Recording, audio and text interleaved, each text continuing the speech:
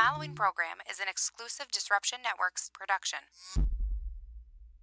Help the D make strides against breast cancer by donating to our Real Men Wear Pink page, maine.acsevents.org/Utica. It's important for us as a whole to help raise awareness, education, and do our part to help fight this horrible disease. The Disruption team will be raising funds at upcoming events and all our daily programming. Please support our cause by donating a few dollars to our Real Men Wear Pink page. To learn more, visit maine.acsevents.org/Utica or follow the donation link on our Facebook page. Help the D, save the bees, and put an end to breast cancer. Thank you for your service, you're welcome. A comedy benefit show for our veterans. In support of the Central New York Veterans Outreach Center. On November 10th at Wakely's, 700 Varick Street, Utica, join Disruption Network as they team up with 92.7 FM The Drive for this night of laughter. The evening will be hosted by Genesee Joe from The Drive. Performances by Mike Ciccone, Paul Kozlowski, Cortland Cluse, Mike Pileggi, and DJ Ease One. Admission is by donation only. Please bring clothes, socks, gloves, non-perishable food items, or a small monetary donation.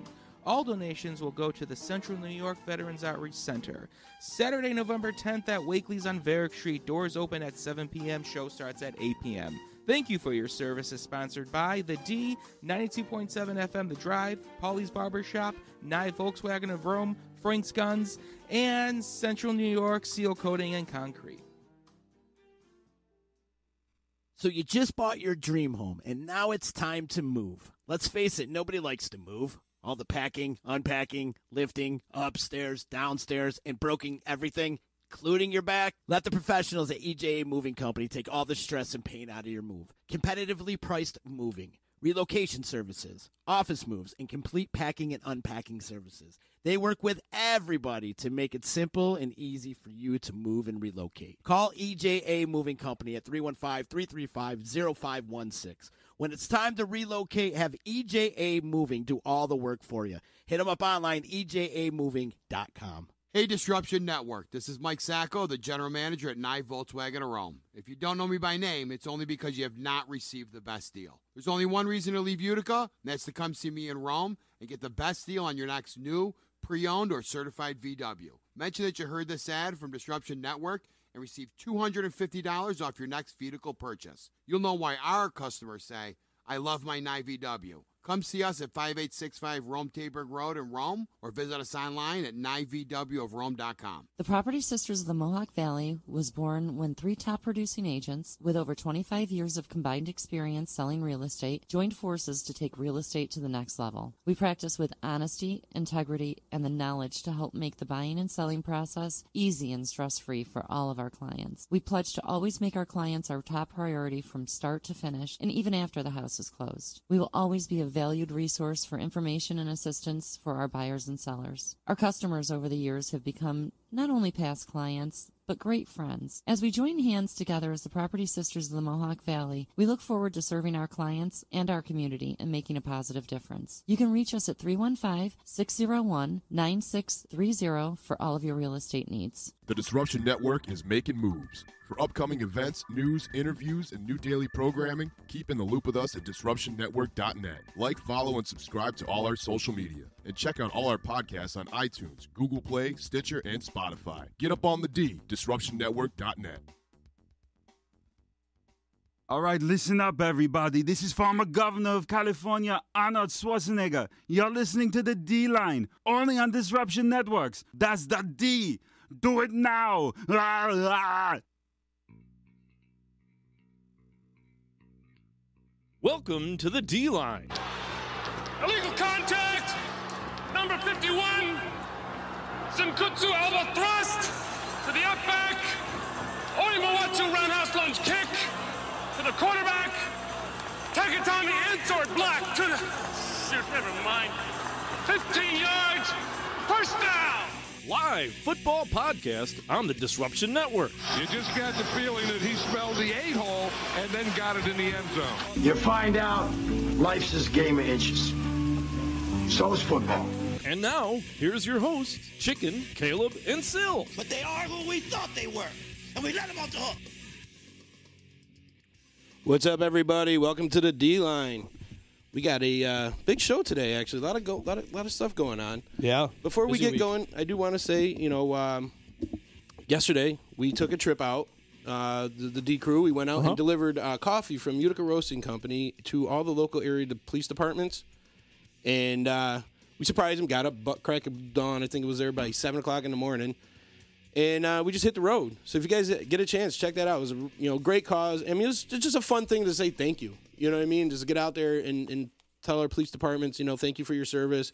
You're going to have a long night being Halloween and all. Did you guys get a car from NYE, too, yes, for that? Yes, we did. We also got a car from NYE. I forgot what the name of the vehicle was, but it was a beautiful SUV from Volkswagen.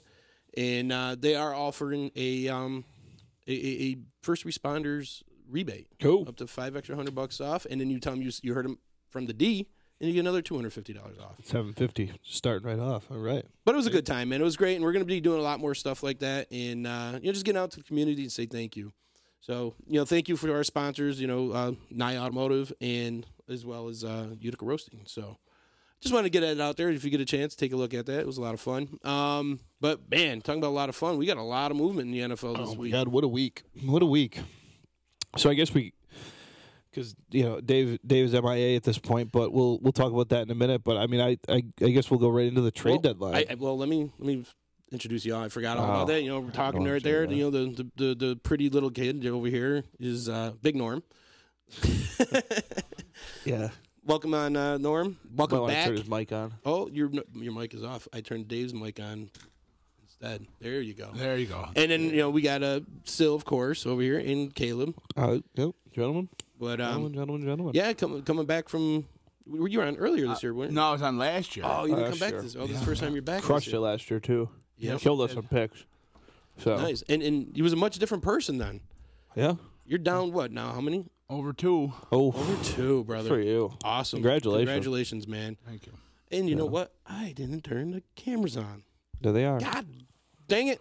We hear at some point. There you go, chicken. I'm like looking at the black screen, like, son of a bitch. You're going to force people to look at Silbreth? That's fucking awesome, because I totally got up and forgot my power supply, and nobody knows. They just think Silver's quiet for a few minutes. It's like, I got to introduce everybody. Ta-da, here we are. All the uglies. There's John. But, yeah, a lot of movement this week. Yeah, I mean, the deadline was Tuesday, so you kind of knew it was going to come down, especially with, as we've talked before on the show, with the new collective bargaining agreements and stuff like that in the NFL. It's a lot easier to trade players now than it has been, over past years. When I say that, I mean 5 or 6 years ago. Yeah, but it's you saw a lot of movement. It's like NBA trading. Yeah, like, you don't really see trades like that much anymore in the NFL. You saw a lot of movement. I mean, we're still not to the point in the NFL where it's going to be player for player. It was just as it was yesterday, players for picks. So, but I also think that says a lot. Kind of gives you a little bit of bearing on where certain teams are. I mean, you saw one team in your guys' division make 2 trades of 2 players that have contributed pretty heavily over the last few years. Right. So that tells you that, maybe they were looking for, as much as they could say and their GMs come out and said that they're not giving up, Yeah, Ty Montgomery getting traded was probably not the biggest surprise after the fumble incident, and he, I guess, wasn't gelling in that locker room. They basically gave him away for nothing. Well, what I've heard was they felt like that was like a personal thing. Like they told him to play earlier. He got in trouble for something else, and he got an argument with the staff, and they told him, whatever you do, kneel. And he did it out of spite. Yeah, he comes out and says, no, I was on the goal line, and it was questionable whether I didn't want to rely on the refs. 5 yards. Bullshit. He was 2 to 3 yards deep when he caught that ball. I went over it several times. Yeah. And he was just pissed. And, so if you're disciplining coaches like that, you got to go. Yeah, they don't trust you at that point. So you're gone. You put yourself ahead of the team. That's the way that Packers organization runs.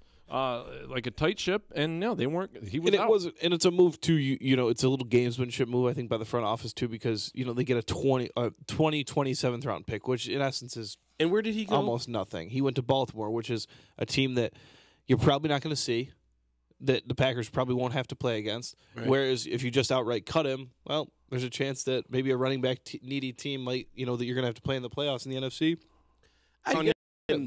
His best attributes was that he's multifaceted. He can return kicks. He can be running anybody back. Can be a running back. Right. He can be a wide receiver. Cordell Patterson can do it.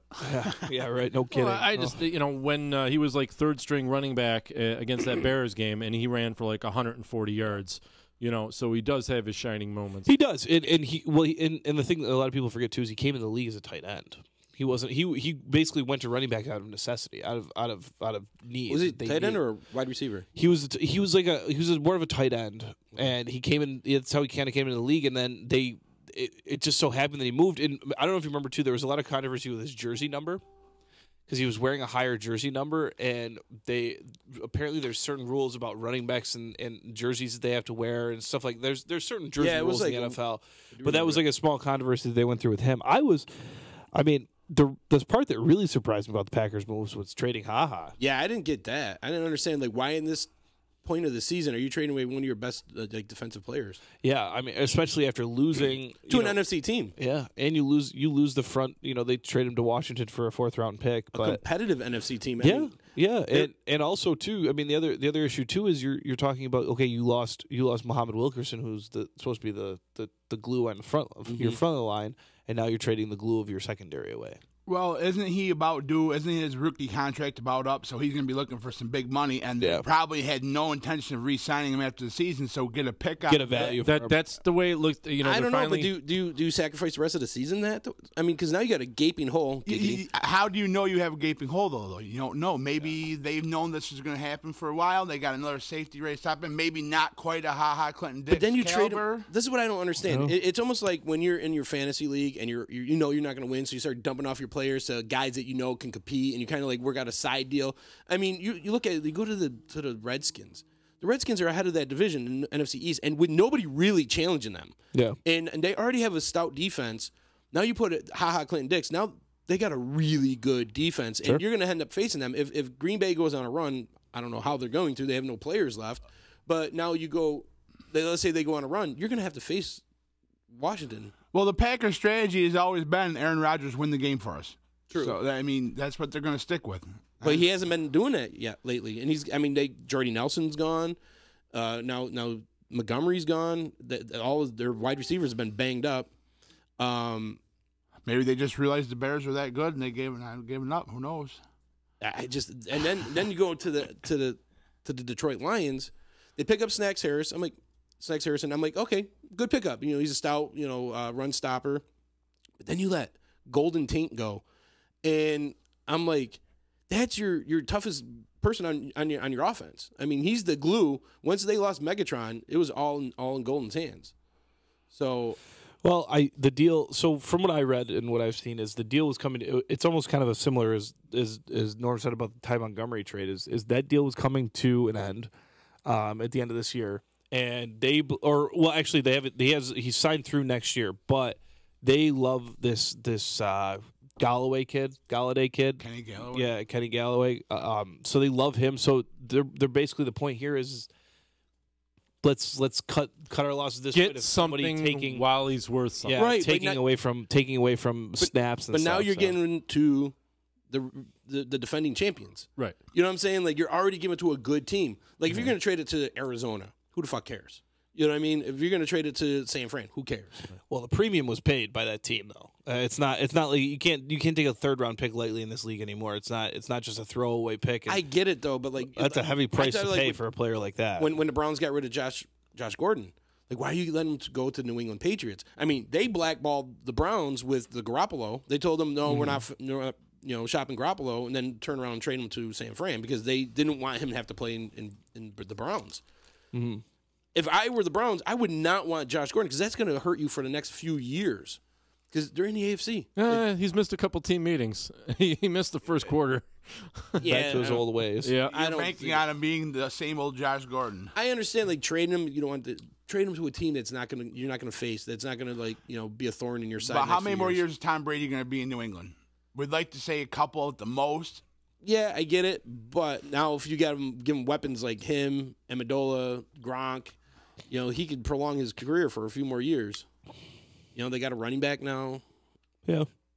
I just don't get it. Why are you trading these to okay? Well, is this the Rams? Josh Gordon's in the last year of his deal, correct? Yeah. So all these transactions happened when they're in the last year. I get it, but why send them to teams that are going to compete? Like the Rams, right? Traded for Dante Fowler. Right now, you're already on a stacked team. Why are you trading to another stacked team? I just don't get it. Yeah, you're supposed to pick apart the people who aren't making the playoffs. And Jaguars, they're trying to make a comeback. They're not out yet. But then you get rid of your pass rusher. But yeah. And you give it to another team that's just going to bolster their team even further. All you did is make a good team better, and it just it's like Kevin Durant signing with the Golden State Warriors. The Rams are the NFL Golden State Warriors right now. But it's like I said, it goes back to that price you pay. It's the price that you're willing to pay. I mean, if let's put it this way. Arizona didn't call, as I'm sure every team did their due diligence on Fowler. Arizona didn't call and say, "Hey, we'll give you a third and a fourth in 2020 for Dante Fowler." No, there's no shot. They probably said, "Hey, we'll give you like our best offer we can do right now is a 6th round pick." That's right. If you're Clinton Dix, if you're the Packers and the Redskins have offered you a 3rd round pick, or Arizona offers you a 6th. Well, yeah, you don't want to send them to the Redskins because they're a little bit tougher, but at the same time, there was 3 extra rounds in that pick. You got to get that value. I'm just going. You look at like those 3 teams: the Jaguars, the Lions, the Packers. They're all teetering on the cusp of being good or bad, and getting rid of these decent players. And now they feel like, all right, well, we're okay being on the bad cusp. I don't think it's also. I think you also have to think about the fact that it's like what we said about Galladay and stuff like that in Detroit. It's okay. Let's see what this guy's got. If we're gonna win, it's gonna be with this guy for the next 5 years. It's not gonna be with Golden Tate. Right. It's gonna be. It's gonna be with that I'm just guy like that. A lot of teams have that win now attitude. We're shooting for a champion, like the Rams. Like, we want to win now, so let's go out and get somebody. Fine. I mean, there was.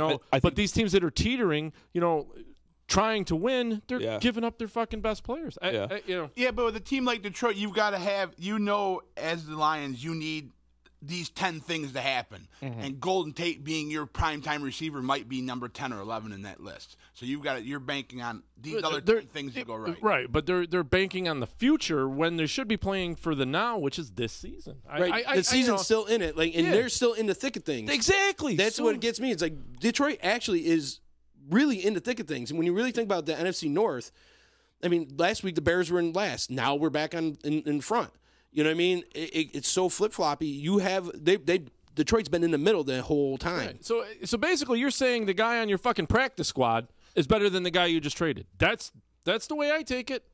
I think it's the next man up. Right. That's exactly it. The guy who they just fucking traded is not as good as not as good as the guy we have in the practice squad, because the practice squad guy gets to move up. See, you don't know. We're not on the field. We don't what know. What the hell is that? Nothing. We don't know. Them GMs and the coaches, they know. Maybe Galloway's faster with better hands and just hasn't got a shot. Because Golden Tate's your $15 million man. He's got to be on the field because he makes the money. So now but Golden Tate's never been that guy, though. Then you disrupt the locker room too if he's not on the field and he's bitching and stuff like that. So it's a total swing. Whereas Galladay, as a rookie, came in the league, kind of took his lumps, and now it's the time. Like, let's see what he's got. And also the other important thing, and it's missed by a lot of people in a lot of sports, is that this is the first year of a new coach, and a new coach wants his guys. I understand that, but when you got a guy like Golden Tate, and I would pick a Golden Tate I would put him on the Bears in a heartbeat, because he's that leader guy. He's that guy that's going to go across the middle, take the hard hits. He's not the prima donna that needs the ball every time. He coexisted with Megatron, and Megatron's the guy that gets all the balls, and he's going to the Eagles, where he might very well be the third man on that third option. Probably fourth option with Ertz. You know what I mean? So he knows going into that team that he's not going to be the guy. But he also knows he's not going to win anything with Detroit ever. Oh, true. I get you. I get you there. Absolutely. I just don't see with Detroit what they're gaining out of this. I would let them, if you're going to lose them at the end of the season, lose them at the end of the season. I mean, what did you get? You got, what, a 5th-round pick? Third? Which is huge value in the NFL. I guess, going forward. But then you're saying, you're conceding this season. I mean, you're in the thick of things in this season. But you're not conceding. Like you said, we don't know what their plans are as far as wide receivers. We don't know that Galloway's that much of a but that's what this show is for, to speculate passionately. What you're losing is leadership. You're losing that guy that has that leadership in the locker room. That's what I think. Like the NFL today is like we get rid of their veterans because they're on their down curve. Well, you forget about the leadership role. So when you got a bunch of got new leadership in that locker room, it's Matt Patricia. Yeah, but you need player That's the leadership. leadership. Anybody who's played That any staff sport, member. there's like you have your coaches, and then you got your captains. But maybe he wasn't driving with that new leadership that's leading the locker room. He's not a guy in that new locker room. He's not their guy. If he's not their guy, he's not their guy. I mean, you look at like a guy like Ray Lewis. Like you can put whatever coach, the coach who played for one team his entire career. Right. But like Ray Lewis was that leader. You know what I mean? He was that leader on the team. And like you obeyed your coaches, but you had that leader. And I look at a guy like Steve Smith, another guy, wide receiver, leader in Carolina, came to Baltimore and became a leader there too.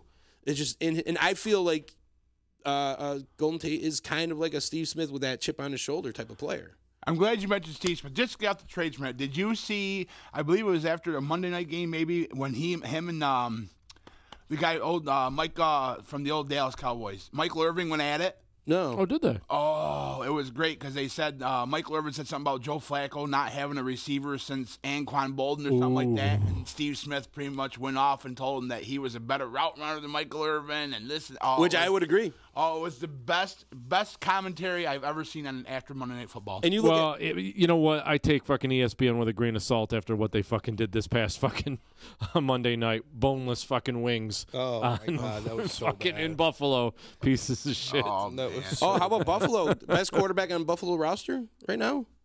Terrell Pryor. Matt Barkley. Terrell Pryor. Yeah. Oh, no, they just signed Matt Barkley, too. Terrell Pryor is still the best quarterback on that roster right now. Hey, I'm going to that game this weekend. I am too. Are you really? Yes, I will be there. Probably be a fight. Not really. Well, I talk a lot of shit. Well, but you got to understand, by halftime, it's going to be all Bears fans at the game anyways. Yeah. It's like all the fucking Packers fans at the Rams Stadium this fucking week. You swear to God, you heard "Go Pack Go" in between plays. All the way from Green Bay, Wisconsin. I mean, if you're a Bills fan, dude, did you see the crowd? It was fucking green. Yeah. It's ridiculous how they're 7-0 and no fans there yet. You know, it's unbelievable. Guys, we did forget about the only trade that fits into your two mantras of getting better, teams getting better, and one team giving up. Denver gave up. That's what I was going to say. The Thomas. Well, they lost Will Fuller. Exactly. Houston did. So you have to make that trade. So you have to give up the value. Like if I'm again, let's have the conversation. They're on the cuff. If you're the GM in Houston and you're calling Denver and you say, "Well, we want Demaryius Thomas. We'll give you a 6th-round pick." If I'm the Houston general manager, you know what it's called? Click. I would. Don't even call me back unless you want to start at a 4th-round pick. All right, then we can go from there because you have a need and you are going to fuck you for it. Well, no. Houston had a big need because they're in the lead of their fucking division right now. They don't need to drop off, so they needed a good cornerback. Well, I would have rather seen Golden Tate go over to Houston. I think he would have been a lot better in Houston. I think they would have needed him more. They need that going over the middle guy. I mean. With Hopkins there, I mean, he's Hopkins a great is receiver, monster. Dude. Again, with his fucking catches, oh my goodness, that guy is amazing.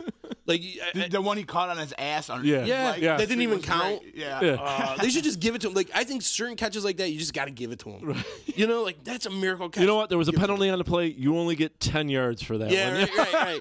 Penalty after the play or something like. I get it. You just hate to see a play like that just go away. Right. Like it never happened. You're like, fuck. But going back to Demaryius Thomas from Denver, you've got Emmanuel Sanders, you got this Cortland Sutton, who apparently is really, really good. What do you need 3 receivers for? You don't need 3 great receivers, and if you can get value out of a Demaryius Thomas, hasn't really been producing anyway, because so many targets. You know, I mean, there's so many targets. You don't need 2 primetime receivers and a 3rd coming up. Get your trade. Houston's one of those teams that are they're slowly climbing the ranks. You know, like people aren't talking about them, but they're on a 4 or 5 game win streak right now. I always liked Deshaun Watson. I do too. Was mad we passed him up in the draft. But you know, that defense is, you know, God. I mean, they got J.J. Watt back. You know, Merciless came back. They picked up the Honey Badger. I mean, which is a huge pickup there. Again, leadership. That guy has all heart. You know, he playing on a team with all those guys. You know, and Clowney. That's a good defense. Yep. And you put a couple weapons on offense, they don't need to score 30, 40 points a game. So they're a scary team in the AFC. They were my pick to go to the Super Bowl. Teams are pooping their pants. Houston was your pick to go to Super Bowl? Because of Deshaun Watson coming back. Really? Yep. The bipolar Deshaun Watson. Yeah, I didn't realize that Kansas City was going to be so sick. You know what I mean? the Patriots. I feel like it's low hanging fruit. Like it's easy still to possible. It's still possible. I mean, if they win their division, right. Houston's actually gaining strength. I mean, they're going to head a steam going on here. Patrick Mahomes tweaks his ankle. Shit happens, man. They run him way too much. So that for Deshaun Watson too. And Patrick Mahomes is just playing like a monster. When you're the guy, you're the face. Like, okay, you think of Kansas City, you're like, Patrick Mahomes. Like then you're like, wait a minute. Oh yeah, they got Tyreek Hill. Holy crap! How's he overshadowing that guy? And then you're like, wait a minute, Kareem Hunt. How the hell are you overshadowing that guy? And then when you're done with that, you're like, oh shit, they still got Travis Kelce. Sammy Watkins. And you're like, holy shit, this team is stacked. And they still got Ware backing up Hunt. The whole reason Ware isn't starting right now is because Hunt did so good last year. And Hunt's a beast. He really is. I mean, did you see that leap he did over the guy and then dragged 3 more guys into the end zone? But here's the thing: the only thing I'm scared of is Patrick Mahomes is obviously playing the best quarterback in the NFL right now. He's only in his second year. He's gonna have a bad game. I want to see that bad game now, early, sooner than I will see it later on. So he has the learning experience. Yes. He kind of had a bad game. Was it against Denver? It wasn't a great game. But he did the comeback. Wasn't that the game where he had like the last second comeback, whatever? It wasn't a great game, but he was able to pull through it. So I think they can like mask if he's having a bad game and you just run the ball more. The little short outs. I don't know. Their defense is starting to come on. They don't have the defense to cover up that bad game yet. Defense, yeah. If they get in a shootout with a team like the Patriots, they could be in trouble. Even Houston. I mean, they can get in a shootout with Houston. Houston's got a better defense. I don't know if they can hang with the Chiefs, but he's so good throwing on the run too. He's so mobile back there in the pocket. It's so tough. That's the best quality for a quarterback in my eyes. It's not your pocket. It's not being able to sit in the pocket.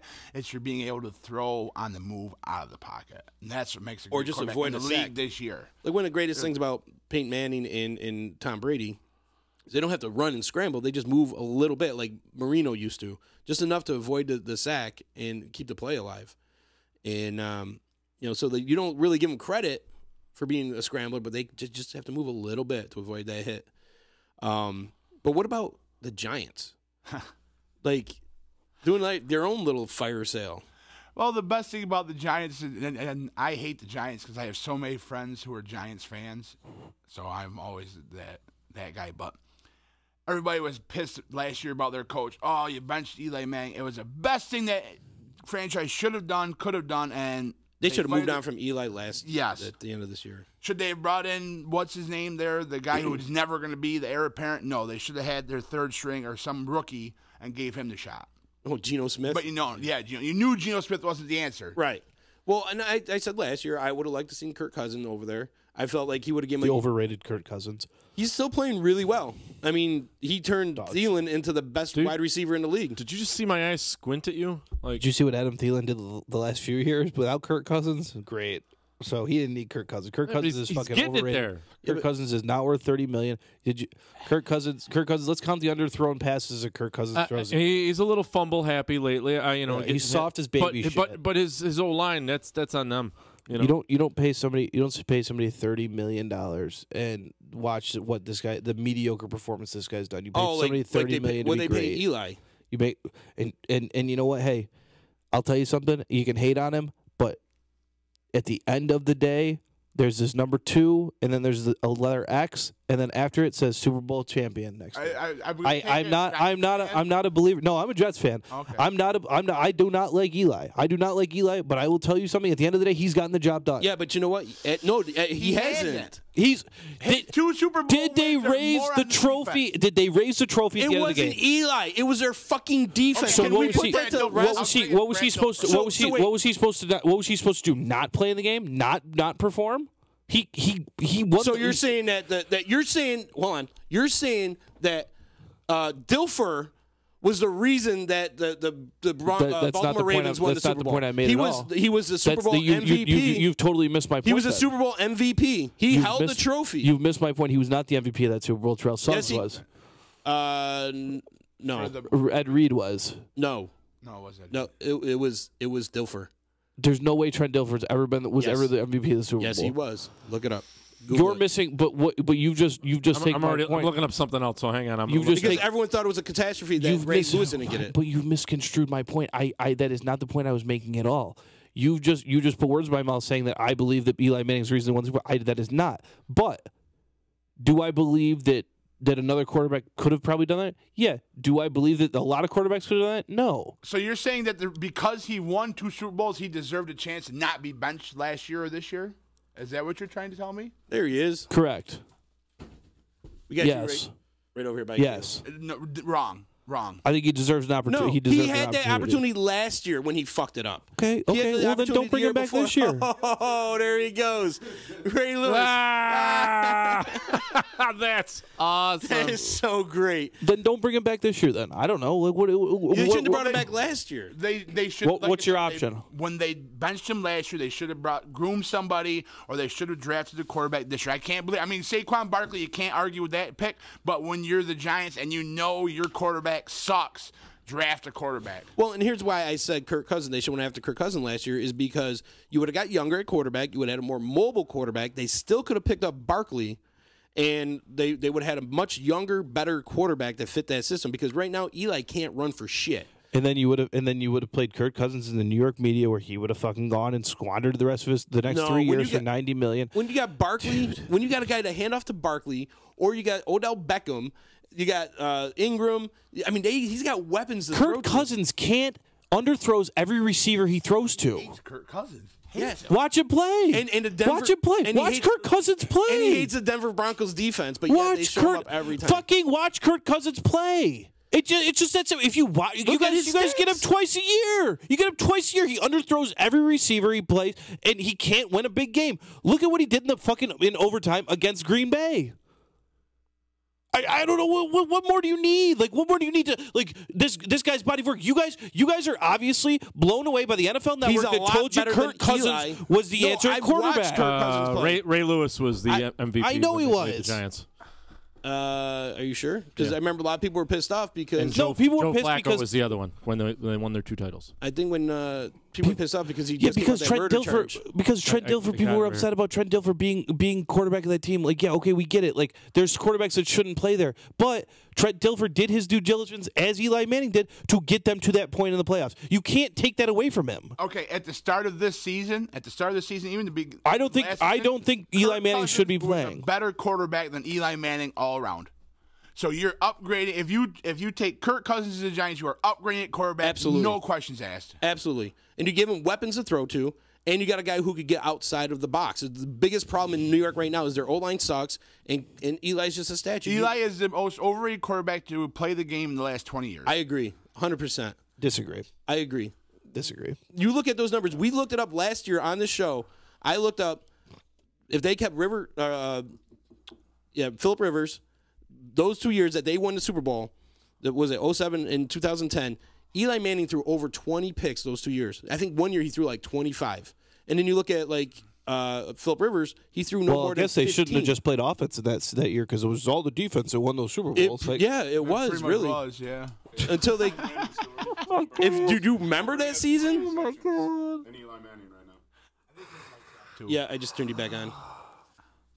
I think Eli Manning for like 6 years straight led the NFL in turnovers. He's garbage. It's time to move over. Like let somebody. It is time to move over. I don't disagree with that, but you guys are making this guy seem like he's never been anything in the NFL at all. Like he should. Like he didn't even deserve to play. Like he doesn't even deserve. You put him on any other team, then no, he wouldn't. You put him on any other team, then he wouldn't. Idiotic. I'm not. That's idiotic. I'm not willing to go that far, but. Yeah. He would never won a Super Bowl on any other team. I'm sorry. A lot of quarterbacks to the same can be said. But if you put a Phillip Rivers on there and they kept Phillip Rivers, they probably would have. Where's Phillip Rivers' ring? Phillip Rivers had to go against New England. His kid he had to go against Phillip Rivers Indy. has LC on his team. Phillip Rivers had good defenses. What do we want? No, when he got into the playoffs, where was LaDainian Thompson? He got hurt. Didn't play. Was it Phillip Rivers like his second or third year where he played in that playoff game with like a broken ankle or something? Yeah. Right. Like, whenever they got the injury bug right before going into the playoffs. And then you got to play against Indy. There's nobody outside of a New York Giants fan who would say they would take Eli over Phillip Rivers. No way. No way in hell. I don't know if I'm or one really messed up New York Jets fan. If I'm He's a closet Giants fan. Hey, you know what? If I'm a Giants fan, sure, I will say that because you know what? I'm putting the shirt on. I got myself 2 new shirts that say Super Bowl champion on them, and he had something to do with it. You can't say he didn't have anything to do with it. Yeah, okay. He did. He was there, and he was out there. He okay, sucked off the D-line. Because where's my is this my? Yep, it's a white shirt. There's Phillip Rivers' Super Bowl championship shirts right there. It's white. Yeah, he's standing right next to Trent Dilfer and Brad Johnson. And that's fine. and that's remember totally that okay. NFC team that's just been lighting up the NFC for the last 20 years. Oh wait, no, that hasn't happened. But you have the Patriots, right? Dallas Cowboys. Oh, that's right. Yeah. Well, you look at the AFC the past 10, 20 years. It's way more competitive. It's the Patriots. It's the Indy. It's Baltimore and Denver. Denver, yeah. I mean, those are some really tough teams over the years. I mean, even Kansas City had some teams back in the earlier 2000s. When you look at the NFC, who's been the mainstay in the NFC? Nobody. Has been a mismatch. Yeah. I mean, Seattle, Packers, Saints, Packers. Packers only been once. No, but they've been a pain in my fucking ass for the past fucking. It's only in this 16 years. division, but like I'm talking in the NFC total. They're in the playoffs all the time. They're in the playoffs all the time. They're going deep. There's no heir apparent. There's like no dynasty on the NFC. There's no team that's that I agree with. But there's only one teams who dynasty in the consistently NFL. make the playoffs in the NFC. Packers. There's only one dynasty over the last 20 years in the NFL. There's no one else. But still, there's it's not one like team. there's only the Patriots that have done good. There have been consistently the Patriots, top flight teams have been in and the there's NFC. consistently teams in the NFC that have done that as well. Teams who make it to the second round every year, I want to say. Who won the NFC? Green Bay. They haven't made it to New the Super Bowl Orleans. once. They made it to the NFC Championship. Atlanta. They were like one shows, like you know what I mean, like. Yeah. Like when you talk about New England, or New England's been in the Super Bowl like almost every fucking year, and then you got the Patriot or Indy, who when you had Peyton Manning, sorry, they've been there twice. Denver's been there twice with Peyton. Baltimore's been there twice in that time span. You know what I'm saying? Like, so there's been other teams that represented with the NFC. No, I mean, who you had? Atlanta one year. I mean, the closest one you got is Seattle's been there twice. All I'm hearing right now is you're putting other teams in the same category as the Patriots. That's what I'm struggling. No. with. What I'm trying to say is the Patriots have been an unbelievably dominating force. Right, and there's we're not. We can't. No, there's no in addition. I know it's you're got to be the Patriots. It's got to be the Patriots. What I'm saying is, calm down for a sec. Right. The Patriots have been there basically every single year for the entirety of Eli Manning and Phillip Rivers' careers. And when they're not there, in addition, you have, and even when they are there, so you have to get through the Patriots to get to the Super Bowl. You have to get through, X other team, Peyton Manning, whatever team he's on. You have to get through that. Okay. Oh, I'm going to interrupt all of you because teams over the past 10 years, the most winningest teams in the NFL over the past 10 years, the top 3 are in the AFC. Number 4, fucking Packers. And there. Who's number 5? That's it. Who's number 5? Who's number 5? They've both been in the league longer than Chargers. 10 years. So, I mean, you might as well go a little bit more than 10 years on that. I typed in 20, but I'm like, that's the first one that But my popped point up. is, like, if it There's wasn't a lot if it stiffer wasn't for the competition Patriots, year in and year out. If it wasn't for the Patriots being there, let's take the Patriots out. You got Indy that would have ran, like, I mean, how many AFC championships did Indy lose to New England over? Yeah. You know what I'm saying? Like, those were the two teams. I mean, like, Baltimore, too. Indy was consistently there. The Indy was a sick team. I want to see, when Tom Brady finally retires, I want to see UFC Peyton Manning versus Tom Brady. Be like a it would be the biggest draw of all time. Like, stop hitting me. I don't think either one of them have the bodies at that point that will want to have any additional damage taken without ungodly amounts of pads. But with the Giants, like, you're moving the wrong players. I mean, I would have kept Snack Harrison. I understand moving Eli Apple. Eli Apple was a attitude problem. He got kicked off the team last year. And he's overrated, too. He's overrated. Move him on to another team. I don't have a problem with that. I don't even know where he went. Eli I'm Apple. not sure where Apple went. I didn't even know he moved. I understood it. Like, I can see moving away from him. They're talking about getting rid of what's his name, Jack Rabbit Jenkins, but like Harrison was, like you said last week, he was a salary cap casualty. But like, I think I would have let him go. Like, let him go to the end of the year because you have nobody else unless they realize, you know what, this season's done. We're out. Let's go. An alternative the Giants could have looked at. I mean, let's be honest. Saquon Barkley is a great talent. However, is he going to be wasted on a team that's basically going to be rebuilding now? Now, one piece they could have gotten was just named the NFL Rookie of the Month, first time it's ever been a guard in NFL history, Quentin Nelson, who was picked 6th out of Notre Dame. I mean, look at how he shored up the line in Indy. But I have Andrew a problem. Luck was. I have a problem picking up a high first round pick at offensive guard because, like, as a Bears fan, we've been burned countless times. Chris Harris. But is that poor scouting? Gabe Karimi. Dude, if you've got a top flight offensive lineman, there's nobody I'd rather draft with a high draft pick. I can't because I've seen if you know he's going to come in and be dominant, if you can tell me, okay, I've got Eric a wide Flowers. receiver, a running back, a D lineman, an O lineman, a linebacker, and a safety, and they're going to be an all-pro player within the first year or two, I'm going to take the offensive lineman hands down every time. Jets did it pretty well. Yeah. When they when one draft, they drafted the brick. the brick 4 and Mangold 30. built that team. Yeah. And that led them to success for 6 year run that they had, that small 6 year Even run after where they were Mangini left. Yeah. I have a hard time with that though because as a Bears fan, we've personally watched first round. Look at your scouting department, man. Look at your scouting department, then. Your offensive line scouts must The only one that actually made it was departments for 20 years Kyle was Long. horrible. You know Right. So, I mean, if you're consistently drafting bad offensive linemen, maybe it's not the offensive lineman, maybe it's your scouts. Well, the last one they picked up was Kyle Long. He worked out, but other than that, I mean, like Whitehair was a second round pick. I mean, how often do scouts honestly get changed out between regimes? I mean, every other position does, but I mean, from everything I've seen every with year, baseball and every other, they bounced. Yeah, they're all over the place. scouts though. And you stay with your guys. It's just as I mean, Caleb, it's just as a revolving right? door. It really is. I just Caleb's feel like, still employed in you look- baseball. but I you would imagine it's roughly the same general concept in look terms at of Eric scouting. Flowers. Look at Eric Flowers. I mean, the guy was a high round draft pick, first round, and he was garbage. He was like a revolving door. I mean, he just couldn't catch on Once the again, NFL. Now scouting. you burnt that. Yeah, but that happens at every position. And you'll miss. That too. happens at every position. And I don't know. I just have a hard time with that. Like, I'd almost rather get a guy that's 2 or 3 years in. That's Eric Flowers. I think one of the biggest problems with Eric Flowers is Eric Flowers came out of the gate, didn't play great the first few games, and then here comes that New York media. Here comes the New York media right in your ear, and you start hearing. Worst and you part start about thinking playing in New about York, yeah. And you start thinking about it, and you think like can I ask you guys who's the highest paid defensive football? Who before Khalil Mack was the highest paid defensive player in the NFL?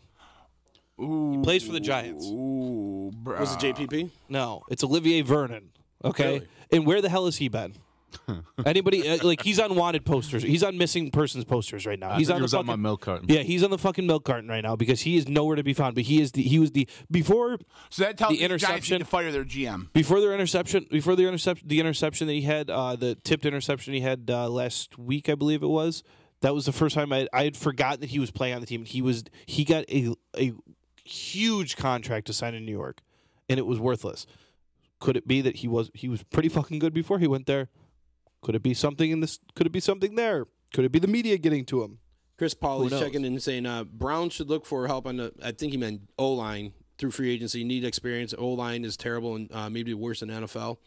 Not the worst in the NFL, but it definitely needs help. But now, and I mean, that was an issue going into the season. I mean, going into week one, they didn't have a set line, which is and missing a guy like Joe inconceivable. Thomas, for the first year is tough. I mean, Yeah. talk about a mainstay. Yeah, I mean, when your offensive line coach has, a gut that's bigger than he is tall, and he's like, I don't believe in stretching, congratulations, Hard Knocks. You've convinced us that the O-line coach that was in Cleveland was an absolute fucking joke. And speaking of coaches in Cleveland. You want me to go on my little diatribe? Oh, now? go for it, buddy. You've been waiting for this for a while. Feels so good. Yeah, I mean, that is good. Bye-bye, Hugh.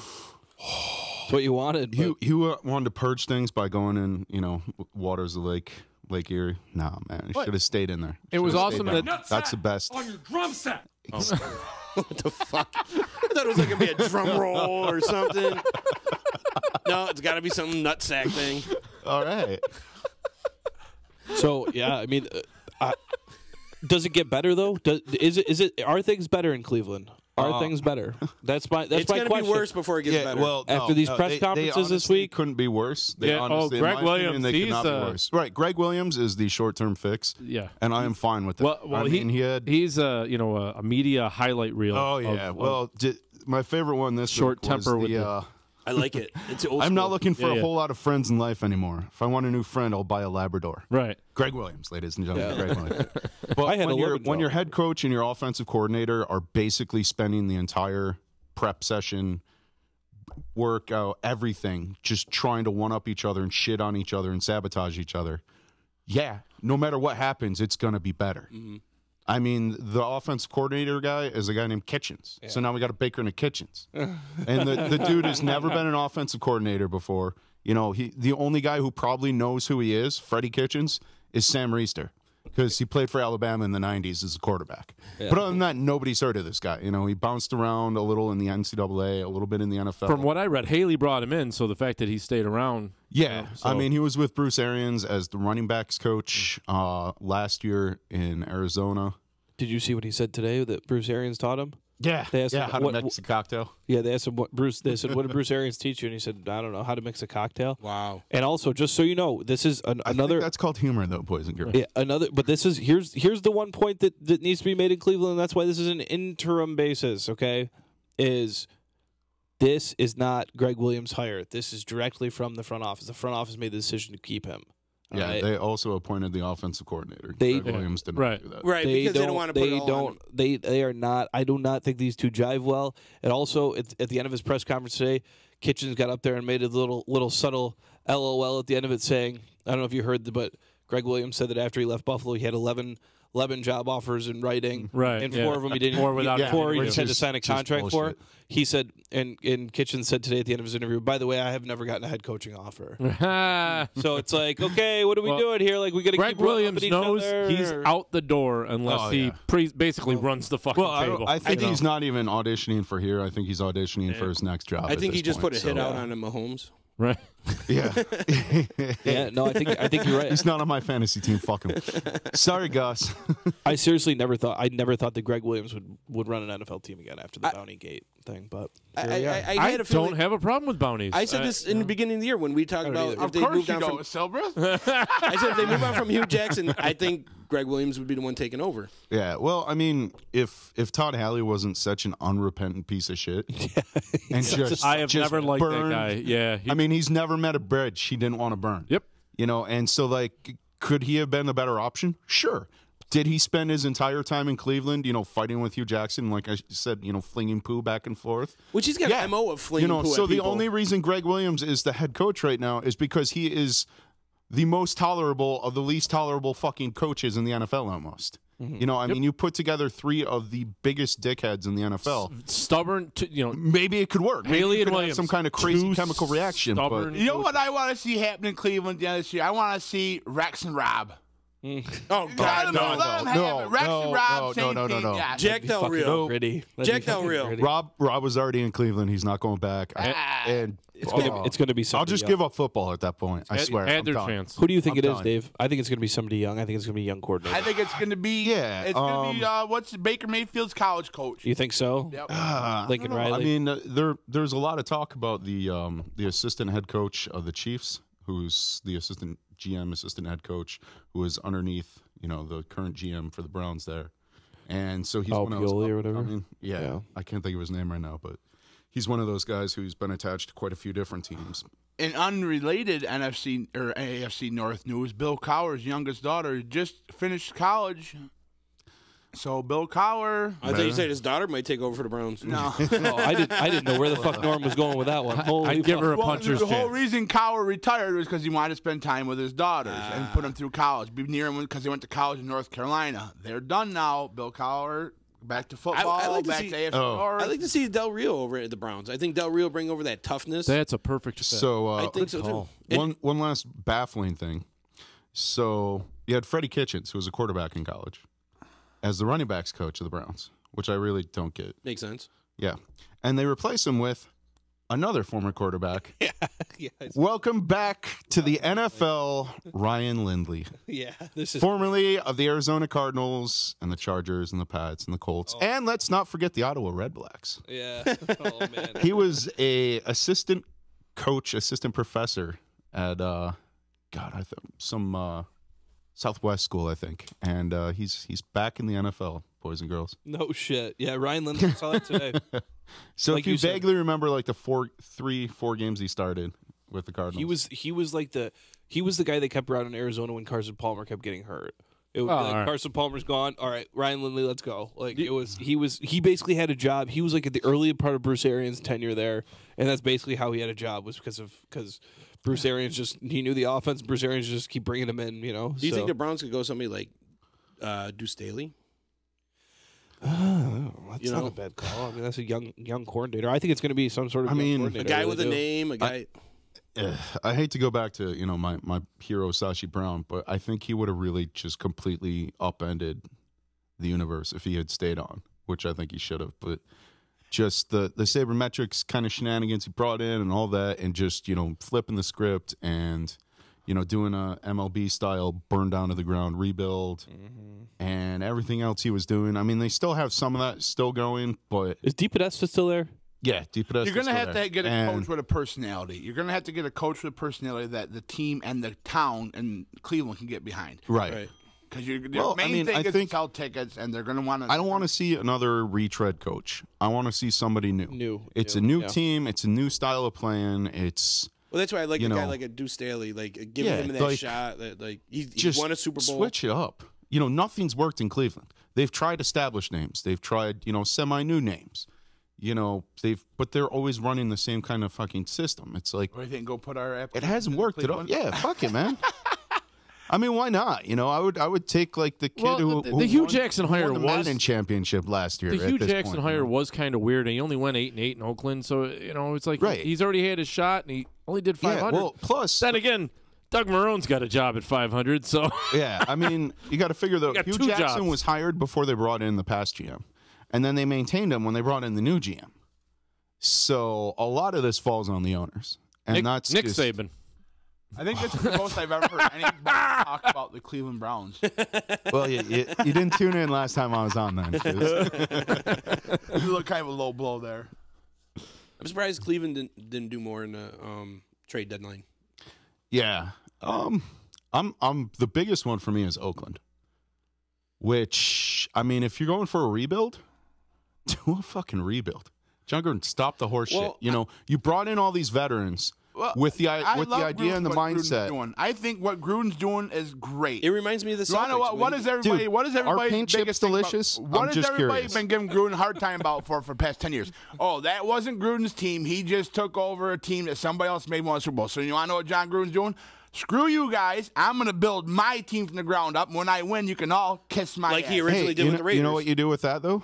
What's that? You do that from day one. You don't sign a bunch of veterans and get the mindset that you're going to win now. What veterans did he sign? He signed a bunch Nelson, of Jordy Nelson, Doug Martin. Yeah, and those guys are still there. And Marshawn Lynch, he kept on, and you know.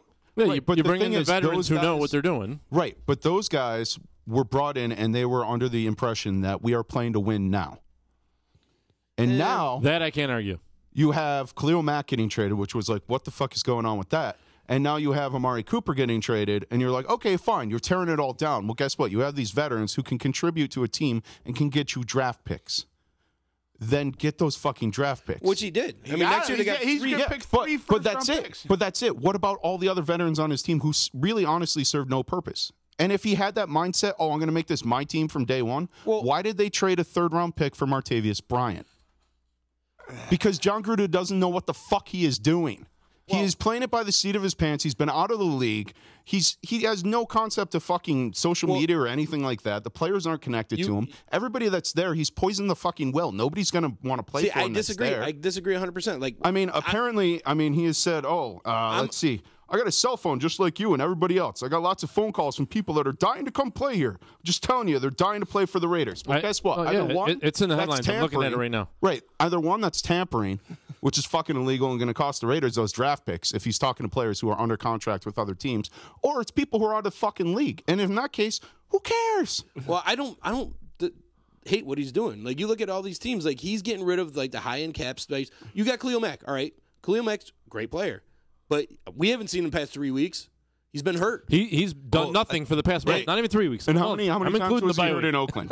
I mean, how can you predict an injury? Who else does he have on that defense to help him out? Right, I understand that, but you can't predict it. It's not like you're taking Carson Palmer. Who else is on that defense? Or somebody who's injury prone. Who else on that defense is there to help on that Oakland defense? Name me one other fucking player that's actually any good on that defense.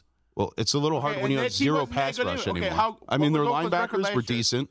Yeah, but Oakland did nothing last year, too. Right. I understand. So you get 2 picks from him. You get 2 first-round picks from him. Khalil Mack was a first-round pick. You might get the next Khalil Mack in that pick for a hell of a lot what are your cheaper odds? from what you got. What are the odds of getting the next Khalil Mack? But now you got 3 chances to go after it. Now you got 3 first-round picks in that next year's draft that you got for Amari Cooper, who's drop happy. Once again, look at the way the Raiders draft. Look at who they draft. They have had Khalil Mack. Who else has been a first-round grab for them? But they haven't had Gruden. Gruden wasn't picking those picks. Gruden used to pick picks. Who'd they get? Philip Buchanan? He was never in control of the draft.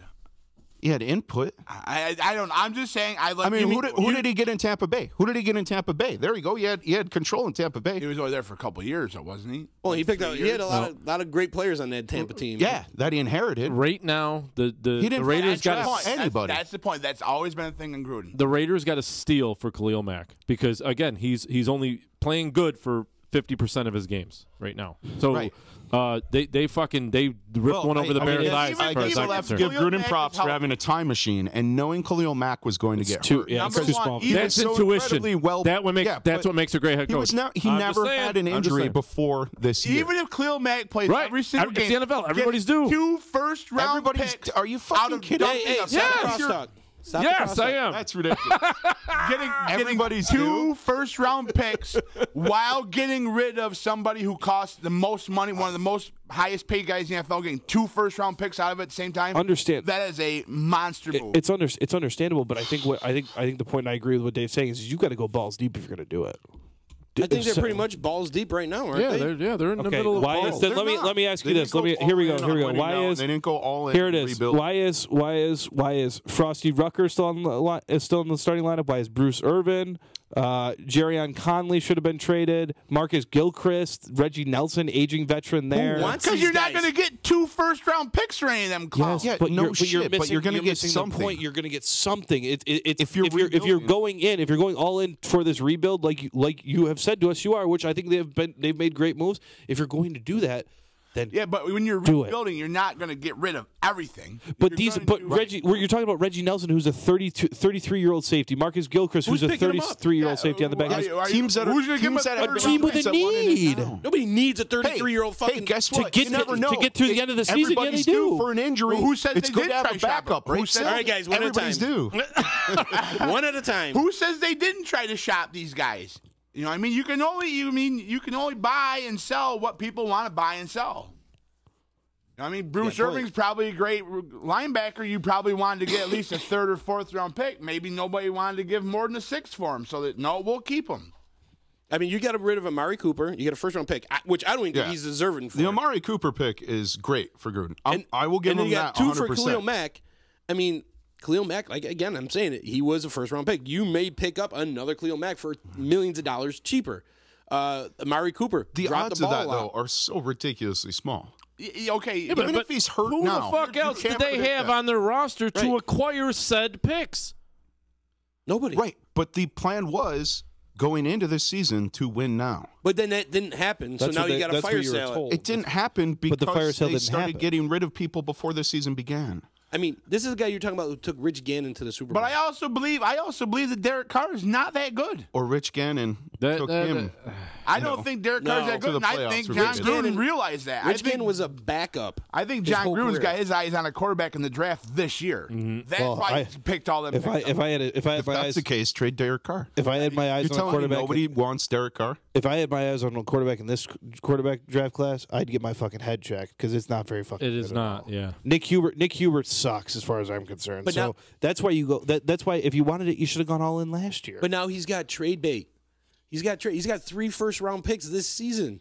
He's got trade bait. I mean, you could trade for a great fucking player. And I have to go back to switch sports here and go back to the Celtics when they got rid of Paul Pierce and they got rid of Garnett and they got rid of the coach. Forgot his name now. I'm like, what the fuck are you doing? Like, they're completely dismantling this team. Well, they had so many 1st round picks that they got to rebuild a super team. And that's what you're going to be able to do. You're going to have that 1st round to throw out there. The NBA works so differently, though, man. Yeah, I mean, but you still, when you got 3 1st round picks that you could fuck with, you could trade one for a major fucking quarterback or a major defensive player. You know what I mean? Like, you could go out there and get yourself an Aaron Donald. Right. I mean, but I get that, and the NBA and the NFL have that in common in terms of when you draft a player, they're probably going to be playing right off the bat. Mm-hmm. But in terms of like how salary cap is managed, how trades are done, how draft Which makes picks are a lot managed, more and sense everything to pick else those are first rounders. way different. Because salary cap wise, it makes way more sense to start playing those first round picks than these overinflated contracts that you're getting from leftover guys. That, you know what I mean? Like, now you could go and sign for millions and millions of dollars Your less. favorite dessert. Leftover guys. Cream of some young guy. But I like what he's doing. I feel like tear it down and rebuild it. I would be fine if he tore it down and was going to rebuild it. You're going to see a lot of those guys dropped off after the season, too. Right, I understand. But, I mean, if you can only get a 6th-round pick for a guy, get a 6th-round pick. I mean, we just saw. Well, they still got to field the team. We just saw a running back who was a starter not very long ago get traded for a 7th-round pick in 2020. Okay, that is basically the equivalent of a used condom for a fucking trade equivalent. All right, I mean, a 7th-round pick in 2020. That's ridiculous. So that obviously that dildo that got thrown on the field at Buffalo, that was a trade offer. Yeah, seriously, that's about the equivalent of a 7th-round pick 2 years from now. Which is, I think there were 3 dildos. Weren't there 3 dildos? There were a few. My buddy was at the game. One guy got busted from Florida, of all places. So comes up from Florida, throws a dildo on the field, gets arrested. Nice. Awesome. Nice. Shall we get into our picks? Is it that time? Oh boy. I think we're all trying to avoid this game coming up tonight. Oh, look who's playing, the Oakland Raiders. Fun stat with Battle of the Bay. The Niners are really favored in this game. I would pick them. Raiders and 49ers. Put all your money on the Raiders right now. They're third-string quarterback starting. And Nick Mullins is starting. Yeah, the 49ers. Raiders and 49ers, a combined 2-13, 1.33 win percentage this season. The worst combined win percentage in primetime games in Week 8 or later since the 1970 merger. Wow. Where are you watching the game tonight, Silver? But okay, look at the schedulers before the season starts. Though with Jimmy Garoppolo and the Raiders team that we thought they were going to be, that's a pretty good matchup. You know what I mean? Well, that's what we've talked about. Rebuilding. We've talked about that quite a bit, Norm, like earlier in the year too. Like in Thursday night, I have to step back and think that it's not. You're right, because this would have been a really, really good matchup. But like, it's been so fucking bad Sunday and Monday nights. I can't even get over it. Okay, with how bad they've done scheduling. So I'll give them the mulligan on this one because it's Thursday night, and I don't think a lot of people watch Thursday night football. I'm a firm believer in that. But I watched that Houston-Miami game last week. That was a pretty damn good fucking game. It was a good game. Did you, John? Go F yourself. Mom. No, I gotta say, the last couple of years, Thursday night footballs have been absolute trash. Just shit show blowouts, like ugly teams. And, you know, the Sunday and the Monday have been better. But now Sunday and Monday are trash. And Thursday, up until this week, have been pretty good. I like the Thursday games better than the Monday games. Although this could be a competitive game. It may not be a good game. Can we get but it'll be a competitive game. Let me go on my bitch here for a second. Well, before you do that, can I just say I'm glad they don't do the color rush anymore. Yeah.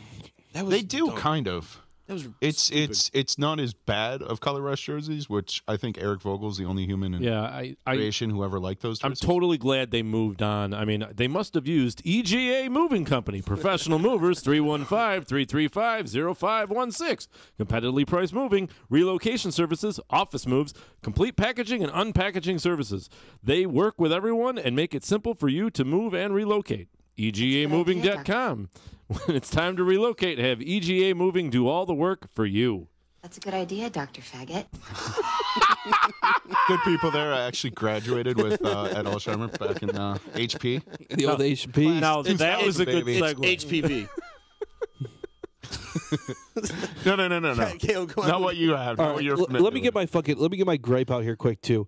Now, another one. Beginning of the season, you'll agree with me on this one. Thank God. This is the double Dutch rudder. This I grab my dick, you grab your dick. You work my arm, I work your arm. Same time. What the fuck are you putting on here? Beginning of the season. If you were to take a person. If you take my mom, who's not that big of an NFL fan, and put her in a room and said, she should be calling. And said, "Here's the options." I would love that. The Saints versus the Rams, or the Cowboys and Titans on Monday Night Football. What would you like to see? Not the Cowboys. I hate the Cowboys. Dak Prescott. Put the fucking Rams and Saints, two teams you know are going to be good, on Monday night. It's not that hard. Was that the whole flex schedule idea? Fucking move them. But the market, man, the Dallas market. Fuck the Dallas market. Where's my Johnny Manziel? Yeah, exactly. Yeah, Johnny football. That's all they fucking care about. You're right. Okay, let's go back up to the top. Oakland goes to San Francisco. Short little drive down the road, and they're 2.5-point underdogs to face the 49ers. That switched. It was 3. Yeah, 3-2. If your ass is a Chinese restaurant, well, let's see where it is now. I'll have the poo-poo platter. What in the world? I don't really want to know why you have all these built up. So, I mean, did you just create some kind of like mega mix and like that one was a chicken request? We're not touching dicks. Each other's dicks anyway. I'm touching my own dick. What the fuck? All right, so talking about dicks, like so San Francisco is going to have 2 quarterbacks active, C.J. Beathard and Nick Mullins. Nick Mullins will take his first NFL snap tonight. I made this list just so you know at like noon this afternoon, 11:30. Well, you were on the clock at your job, and where is that, John? Everybody have one of these sheets, and I don't. And hang on. Oh, your sheet? John's got it printed out for you. I did print 5 because I heard you may stop by. The line has switched since the QB switch. It is now Oakland's favored by 1.5. Yeah, not a surprise. Apparently Beathard has kind of almost the same thing as like Mariota had with the kid like grip the ball. Yeah. For those of you that bet early, you bet wisely. Yeah. Thank you, Dave. That's a 4.5-point swing. Yeah. That's a huge swing. Yeah, that's not too shabby. Nick Mullins is the pride of the Wolf Pack, Colin Kaepernick's alma mater, Nevada. And I'm going to... Well, he's the best Wolfpack quarterback right now in the NFL. San Francisco is also dealing with a lot of running back injury problems. I was the one note I will say about this game that I was very surprised on is I was very surprised that Pierre Garçon was not traded at the deadline. I thought he would be somebody that would move in San Francisco. I'm surprised they didn't pick anybody and bring him there, like a quarterback, something like that, a wide receiver. You're playing for a draft pick at this point. As Pulp Fiction taught us all, Garçon means boy.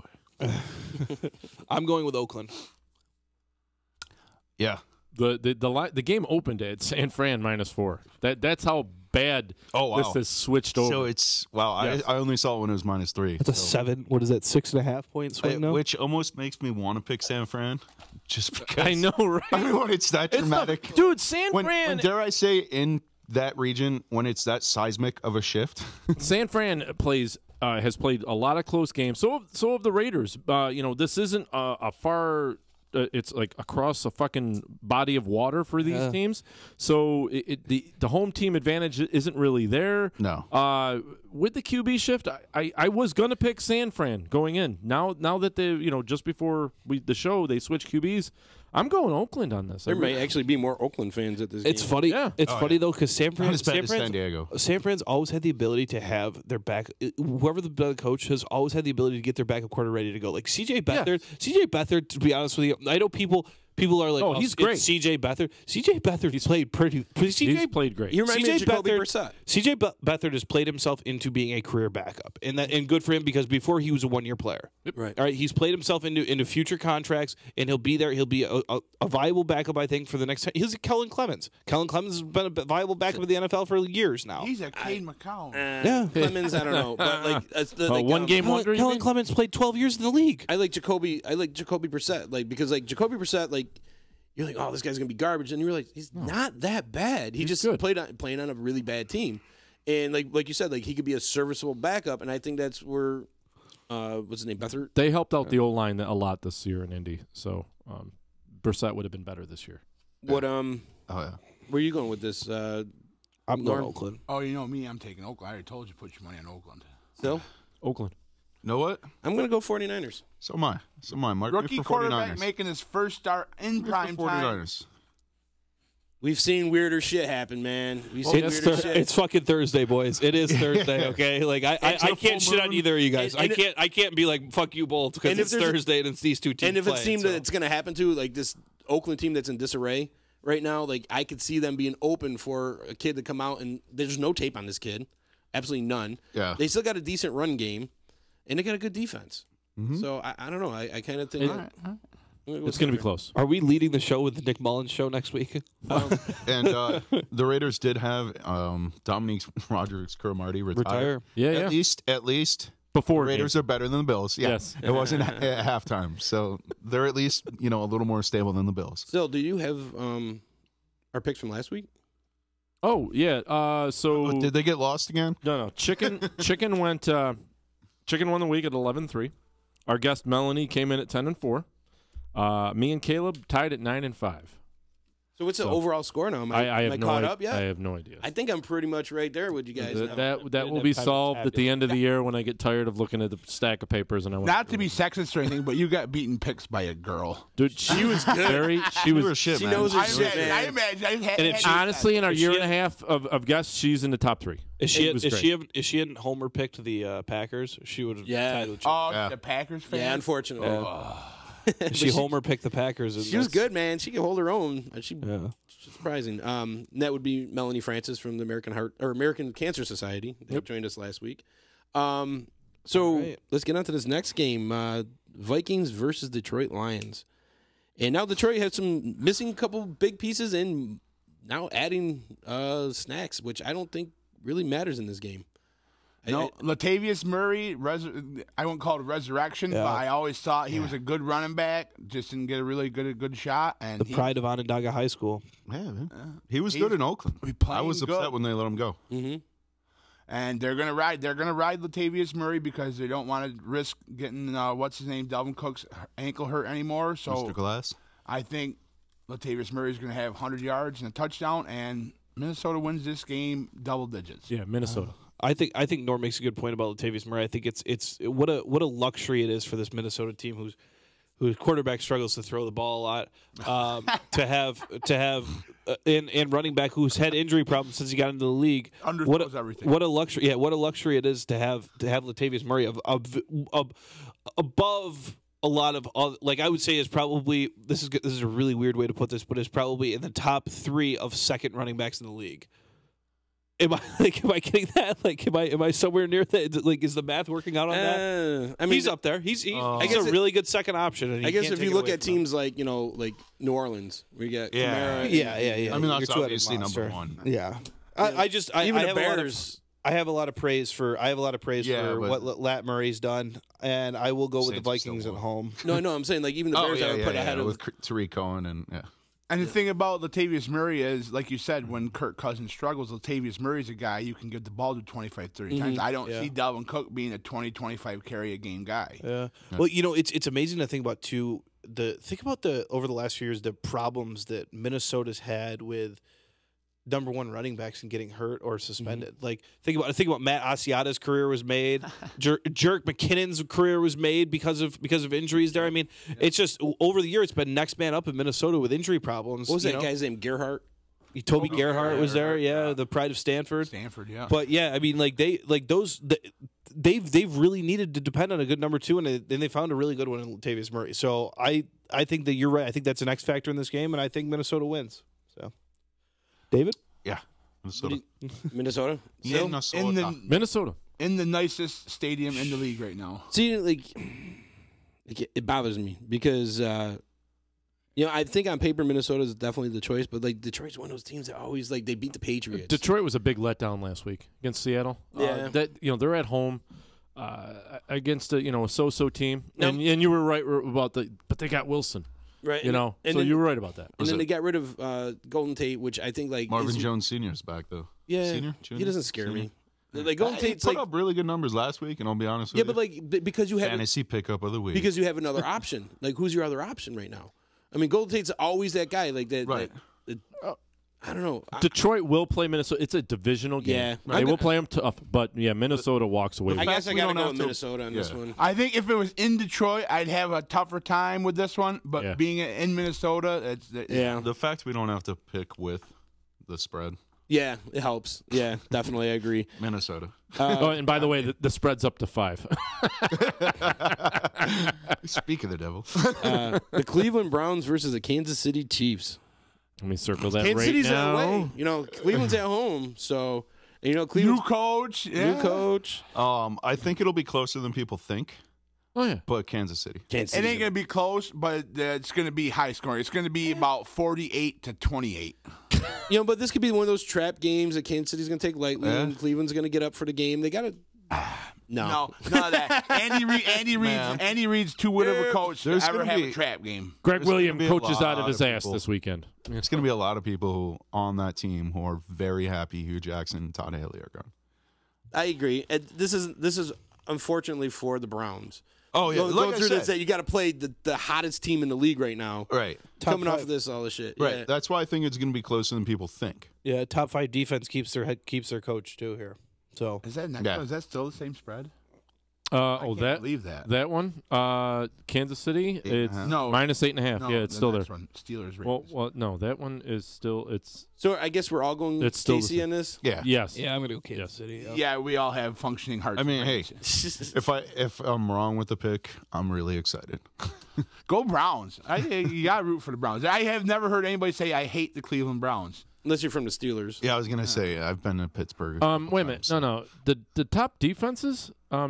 Cleveland's 30, Kansas City's 31. So it's not really going to be a defensive battle. 48-28.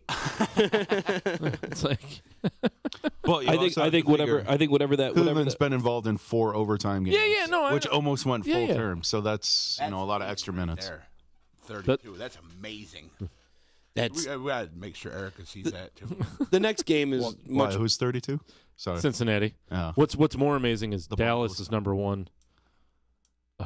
Dallas is number 1 defense? Yeah. What fucking thing are you looking at? Well, they play against NFC East, the worst division in football. Yeah. Last I heard, Baltimore was number 1. Yeah, Baltimore's number 5. You get your ass fucking whooped by. Look who's number 4, though. Oh!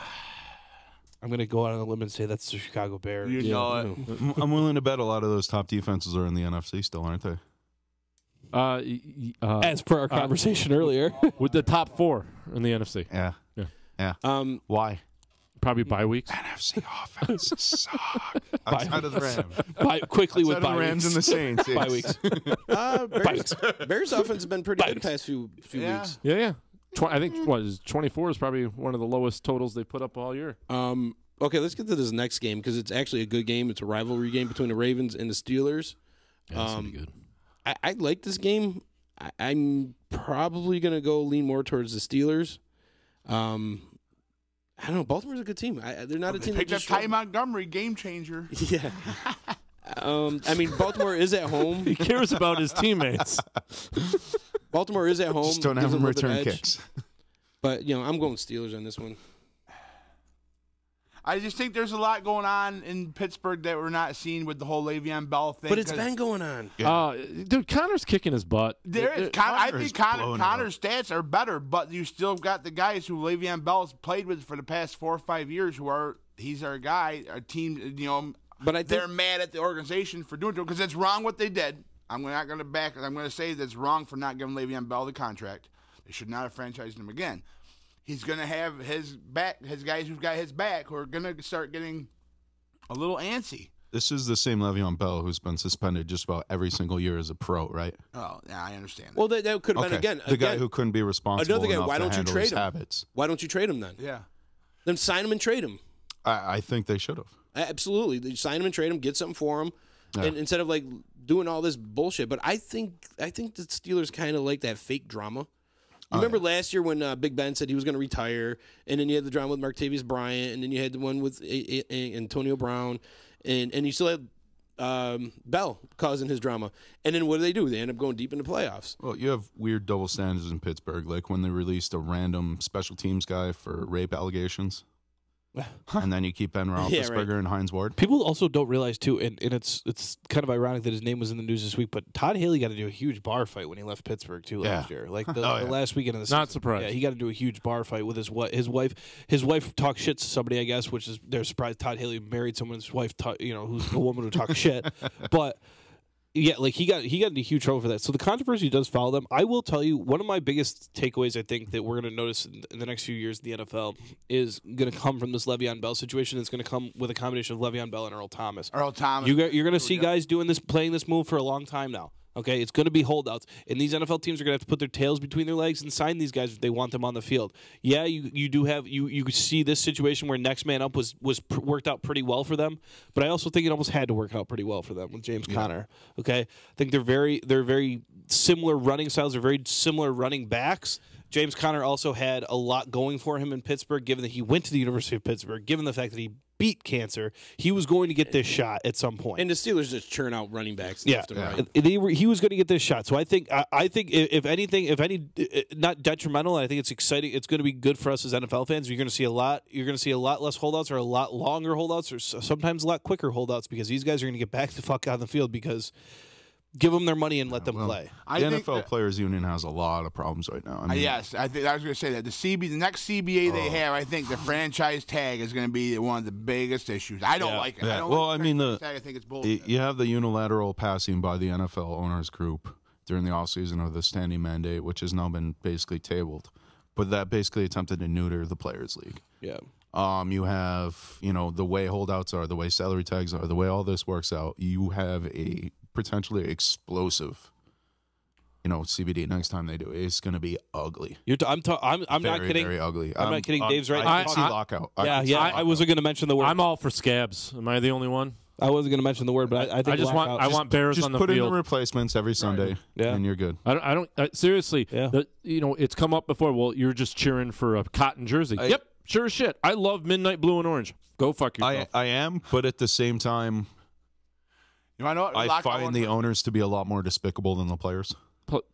Players change teams. Why? Because of money. I don't care. Right. Owners own the team. Because they're going to make money. They're going to make money. Who gives a shit? Yeah, you know it. And you look at it like the current owner of the Browns doesn't give a shit about the Browns. He was a lifelong Steelers fan. He just had the opportunity presented to him. So I'm just, the money was there and it worked. I'm all for just put a product on the field. Don't let it ruin kickoff September 2020.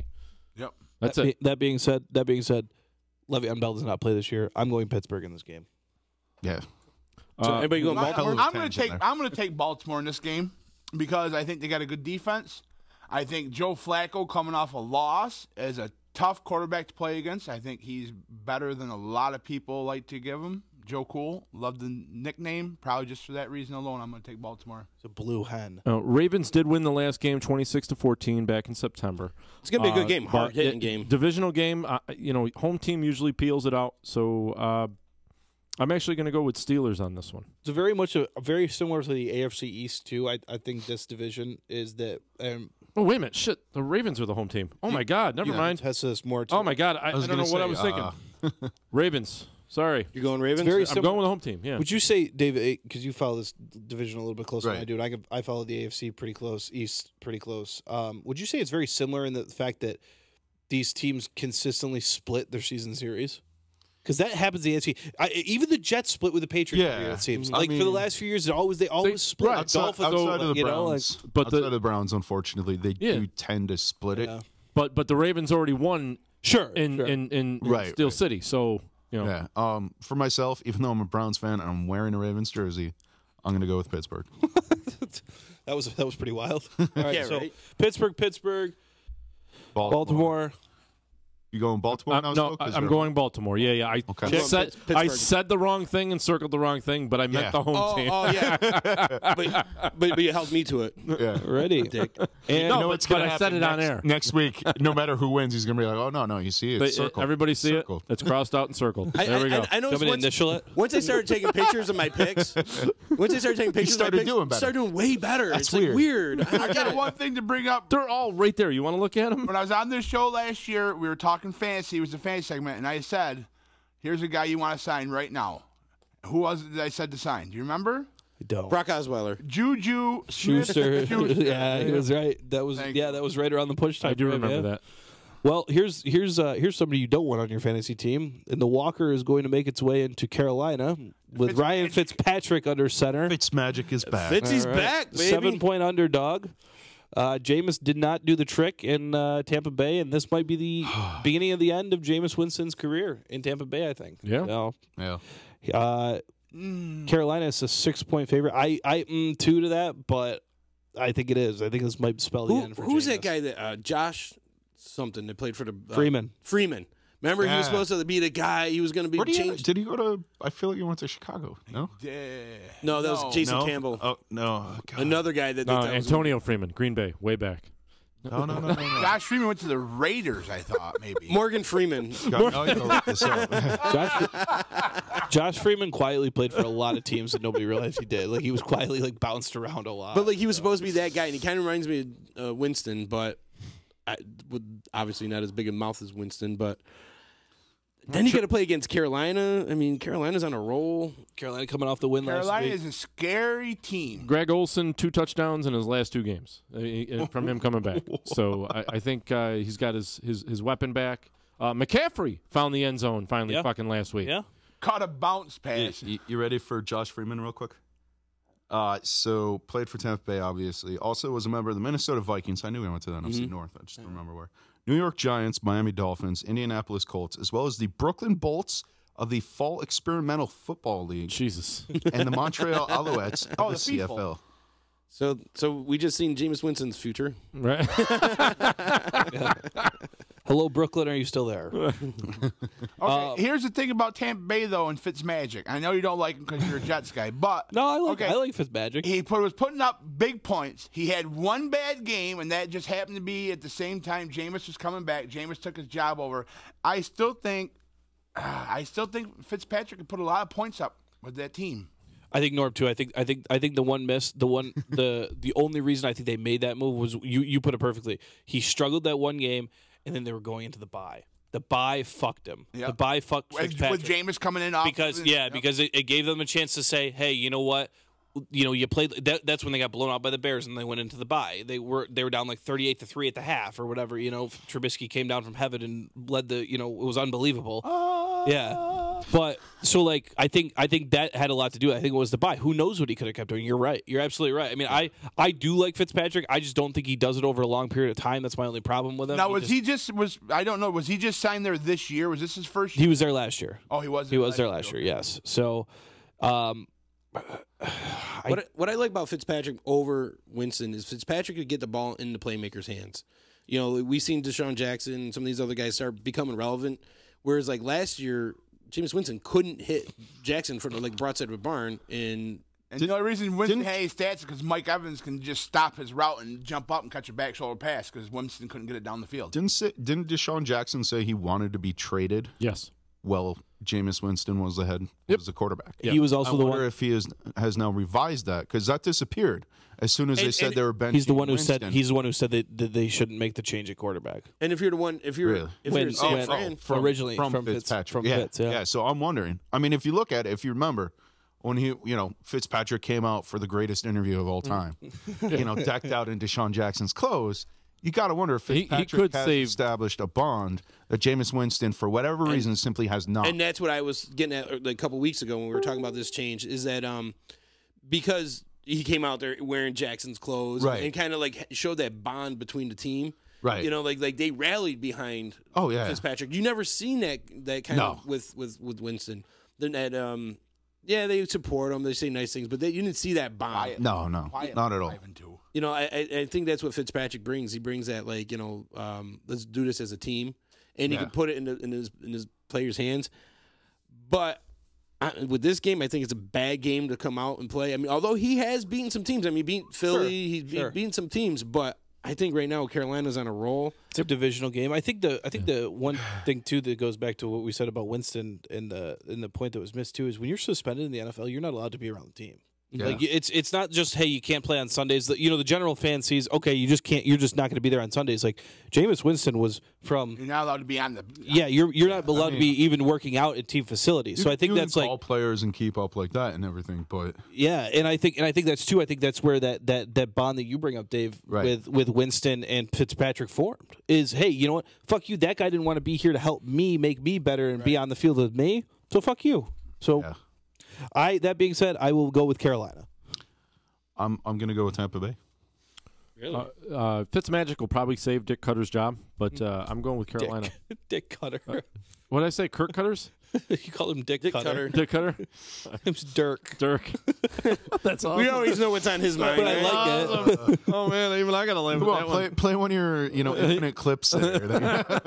You deserve it. Never seen a grown man naked?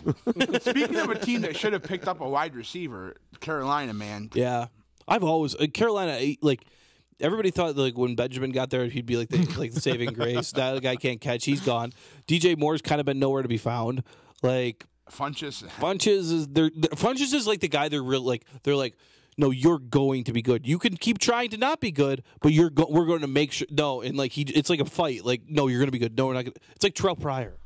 Okay. Like, no, we want you to be good, but you're not good. Like, if you want to do one of your little segues, you could have brought up with Jameis Winston.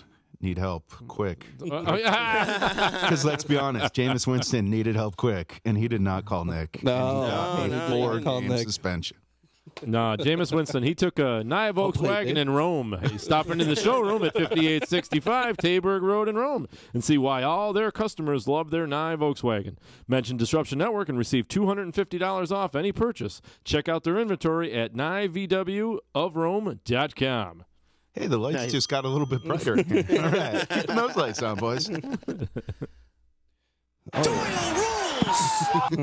We're not even on the fucking Indianapolis game yet. So we've got Dave in Tampa Bay. I'm Carolina. I'm gonna say the Mike Martz folly wins the day for Carolina. Carolina Panthers. Mike Martz. And a close one. That is the Mike Martz folly. Yep. Hate him for it. How do you trade away Greg Olsen? I agree. What did you go? I'm going Carolina. Okay. I mean, I know they're depleted at the wide receiver, but with you got Greg Olsen, you got the white dude running back McCaffrey. The white dude running back. You got Cam Newton playing tough. I mean, Cam Newton when he's playing good is War the Eagle. toughest quarterback to defend. And that's it too. Like I mean, you got another and I running don't see back Tampa there. Bay's defense being that big of an obstacle for Cam Newton. Dude, Trubisky put 6 touchdowns on that Tampa Bay team. I think Cam Newton's going to do quite well. Trubisky, who leads the league this year in underthrown or overthrown passes, by the way. Not according to this guy. He says Kirk Cousins move over. I don't argue that a bit. It is That's statistically awesome. proven. And number 2 is baffling. Number 2, Kirk Cousins. Tom Brady. TB12. Yeah. Really? Wow. Yeah, old man's got a weak arm. TB12, the man who can do no wrong for Caleb. I love TB12. TB12, baby. Well, I we'll love get to the Bears in a TB12. minute. We'll talk about that. All right. Well, here's America's team. The New York Jets. Miami Dolphins. The New York Jets are going to go into Miami as 3-point underdogs and stop the struggling Miami Dolphins. Can we look up the weather report for that game, please? It's going to be nice. Then they're going to stop the Dolphins, huh? No, it's not going to be nice. It's going to be fucking rainy. Jets Rain win. and showers. Jets win. But Rain and showers. So 86. I think Brock's going to get another win here. I think Jets have no running game. Crowell's there. He's all right. Crow. Oh, well. They've already played this year. Crowell. Miami won 20-12 in New York. Yep. That was with Ryan Tannehill under center, though. Let's be honest. He's a little bit better than Brock Osweiler. I don't know. Brock's been playing better. This is Brock's offense. The man who was traded with a draft pick, and the most appealing part of that trade was the draft. And I think the Dolphins have the edge in coaching. Yeah, but Brock Osweiler's easier the better quarterback right now. Yeah. Wait. Hold up a second. Right now. Give me right 1 second. now. Give me 1 second. Norm just said that Adam Gase is a better coach than Todd Bowles. You want 100%. I don't agree. 100%. I don't agree. 100%. As a coordinator, maybe. What? 100%. But he's a better coordinator than a coach, I think, right now. Adam Gase. Did Miami make the playoffs last year? That team. In Gase's first season with nobody? That team's been in turmoil. That team's been in fucking turmoil since the day he fucking got there. And Jets look like they have their very well organized. They do. They are well organized. They're just not that exciting. Plus, okay, this is why Miami wins. You're down to who's your starting receivers this week? Anun was out. Robbie Anderson's out. Fantasy pickup of the rest for the rest of the year. Rashard Matthews. What the hell just flew out of your face? What the hell is that thing? A piece of yarn or something. That come from Are you one of those people that like the paper with vengeance and inedible things? The chips. Keep them away from the couch cushions, okay? He's eating the turnbuckle. He's like, But there it is. Fantasy pickup for us of the year. Rashard Matthews. I agree with that. What do you do with them? Motorboat? You play the motorboat? Mother of God, it's the child of the Bushwhackers. But the Jets suck. Miami wins. Okay, I've got the Jets. David? I'm going to go for none of those reasons. I'm going to go with Miami. Miami here. Fuck you, Caleb. Sounds great, John. I'm going to go with Miami as well. Who's their running back at Miami? Drake. I thought it was Drake. Frank Gore. Frank Gore. Frank Gore, Kenyon Drake. Frank Gore's still doing his thing. Frank Gore is still a monster. I mean, what he did against the Bears, like he just destroyed us. Fucking gross. And I feel like he could do that to the Jets, wear them down, and just keep the Jets' offense off the field. And why did we sign their fucking kicker? Who do you think is older, Barack Obama or Frank Gore? Keep in mind to be President Obama had to be 45. But right. I love Frank Gore. Like I love Frank Gore because he's always that guy you always forgot about. Like when you looked at like top rushers, like his name was always within the top 5. But like you never really thought about it, like Frank Gore being one of the top rushers, and then you look at his stats and you just rubber stamp him for over 1,000 yards. Is he 4th or 5th now? I know he just passed somebody in this last game. I don't know off the top of my head. I think he just passed. Was it Tomlinson? Maybe. He's been balling out, man. I mean, he had that little hiccup in Indy. He didn't play that well in Indy, but now I think with Miami, he looked pretty good. Well, the hiccup in Indy is because Andrew Luck was injured. True. And they knew that they weren't going to be beat by the pass, so hey, let's stop Frank Gore. So I like Frank Gore in this matchup. I don't think the Jets really have enough to counteract. So I'm going Miami. Anybody else? I think I'm the only Jets fan. Yep. Weird. So we're going Washington Redskins, Atlanta Falcons. That's a tough one. You know, I would say that normally, like, I would probably go Atlanta and saying, like, Atlanta's got way more talent, but the Redskins have been playing really good ball, and they just put the Clinton Dix. I don't know if he's going to be ready to play, but still having that guy that solidifies that defense. At the very least, a decoy. Exactly. Well, he solidifies that defense, I think. You just go by instinct on that point. You just throw him on somebody if he knows the plays or not. And you got him and Swearinger back there. You put him in there. You put him in there and say, hey, you play over the top on Julio. Right. Yeah. And you got Swearinger. I mean, Swearinger's a beast. You go man. You just stick to him. Yeah. You play alongside Swearinger, which is going to make you look good. You got Josh Norman. But you got Alex Smith. Alex Smith. I like Alex Smith. He's Alex a smart Smith, quarterback. if you need to get a 5-yard pass, is great. He led the if league you need 15 yards, you're in trouble. He led the league last year in plays over 20 yards. Hey, as somebody who loved the Raiders during the Gruden era, the Gruden-Gannon era, because I want to make sure which Gruden era we're talking about. Yeah. Rich Gannon lit shit up, man. You don't need to be a long bomb guy to be incredibly good. I would rather have Alex Smith than Kirk Cousins. We know. You would Kirk rather Cousins have almost gang rape you at some point in the previous 3 years or something? You hate him. Did he flip over a table and ask you to pick a leg? I mean, really? You're looking at all reasons why he would like Kirk Cousins. I think he was raped by him and Casey Keenum. Oh, man. Okay. Redskins are favored. I know. You know, back down to earth. Back. No talking about table legs. We're awkward silence. The Atlanta Falcons really haven't really shown me dominance. That's the thing. Their fucking offense is really tough. Have they finished their out a game? defense is terrible. Redskins are decent offensively, way better defensively. Adrian Peterson's been playing well. Yeah, and he should have another great week against that Falcons defense. I think so, too. I think that running game keeps the Falcons offense off the field. I'm going Washington. Seems weird picking them, right? Doesn't it? But yeah. I think Talk myself into it. Atlanta coming off the bye, I think is going to. I think this is the week we saw him explode earlier before they went. But Calvin Ridley's coming.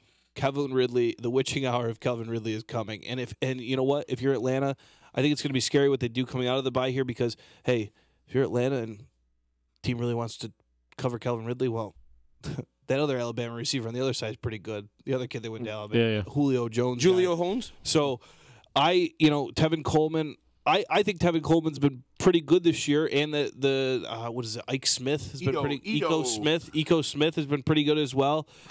I'm going to put it on Matt Ryan's shoulders, and I'm going to say Atlanta beats Washington just because I think Atlanta just scores more points than them because Washington is just not a high-scoring team. Atlanta has to win this game. Yeah. Because the Saints and Carolina are close to running away with that division. If Atlanta doesn't keep up, they're going to be in trouble. Yeah, but Washington's in the same boat. I mean, you got Philly breathing down your neck. You got Dallas. I mean, they just got Amari Cooper. I mean, the Redskins are going to run away with that division. They're 5-2. The closest team to them is the Eagles at 3-3 or something like that. You know what I mean?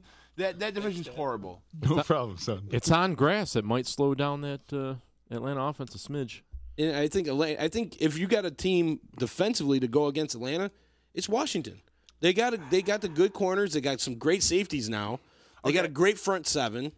Who's on their front seven? Name me one guy on their front seven. Nobody. Kerrigan. That's all I had. Zach Brown. Albert Hainsworth. Zach Brown. Albert Hainsworth. There's a great trade for you. Albert Hainsworth. But you know what? It's Washington with Dan Snyder. They stopped doing that. They stopped grabbing those overinflated players. Like, remember when you went out and got Bruce Smith at the end of his career, and you went out and got Hainsworth and all these like top name guys, and that didn't really pan out. They went back to getting like these, like a Josh Norman, mid after their rookie contract players. Yes. They're mid career. They've proven themselves. Yeah, that's the way you go, and you work your way up to the draft. Like you Make said, yourself who's faster. on that defense? You don't know, but they're ranked one of the top defenses in the league. Okay, but the problem with the Redskins now, too, though, is if by chance Atlanta comes out and throws 14, 17 points up quick, your offense isn't capable of coming back from something like that. That I agree with, but you grind it out. You get it slowly. You got the Adrian defense. Peterson. You've got the defense to keep them back a little bit. You've got Adrian Peterson. You got 5-yard dink and dunk guy Smith to just work your way down the field. Okay. Also, Chris Thompson is back this week too. I think Atlanta coming off the bye week, Atlanta goes into Washington, beats them in a close one. No, they're going to win by 10. I'm hoping, from a fantasy perspective, and also just figuring it'll happen, as Caleb said, Calvin Ridley, I think, will actually show up after the bye week and after having a terrible week before that. Actually, 2 weeks, I think. But the Atlanta Falcons, to me, have not been able to really, truly close out a necessary, needed, good game since they lost that game to the Patriots in the Super Bowl. They just have never seemed to be the same team anymore. So I'm going with the Washington Slurs. Nice. All right. So speaking of teams on a bye week, coming off a bye week, we got the Bills versus that little team out of Chicago. The Bears. The Bears. The Bears. The Bears. I will be in attendance to this game. Yes. Oh, you got ripped off? Yeah. No, they're handing out tickets, man. You buy a pair of like slippers or socks and the Bills on it. Buffalo, they give you get tickets. a winter hat, you get free tickets. Yeah. What's that? They broke in your car and leave more tickets? I saw somebody on Facebook. Somebody on Facebook today like won tickets to this game, and I almost was or not. I was on Facebook like 2 days ago. I almost texted you guys like seeing if you were gonna go because I was like you probably get a good deal. And the girl was like, yeah, 2 tickets. It was like 24 rows up in the 100s, which is a good seat. And she's like, $100 takes them both. I'm like, no. Bitch, you ain't gonna get no $100 for those tickets, okay? You might find your friend who's a Bears fan and be like, "Hey, here's a birthday present." I got a feeling there's gonna be a lot of Bears fans at this game. Oh yeah. Here's the thing about this game that I want to see. Now the Bears relove their new offense. There's nothing you could evaluate out of this game, though. Bullshit. I'm gonna tell you why. This is why I'm gonna evaluate. I want to see what the Bears this explosive offense. How do they perform in the cold weather? Because historically, big passing attack offenses drop down a little bit in the cold weather. But we still got Jordan Howard. It's 43 degrees. It's a good defense too. The Bills' defense is a good defense. It's decent defense, yeah. LaShawn McCoy is nicked up. Peterman's starting. I think the only thing you're going to see is maybe a run at the single game interception record. And hopefully it's not Trubisky. Matt Barkley is your first guy off the bench who's just signed 2 days ago. Right. I think hey, listen, you're right about the weather. We'll see how they do in the weather and against a pretty good defense. All right, Matt Mill. I have to give a shout out to Matt Miliano. Okay, the middle linebacker for them. That guy is playing off of his fucking gourd. He played like a man possessed on Monday night. He got to Brady I think he got to Brady twice. All right.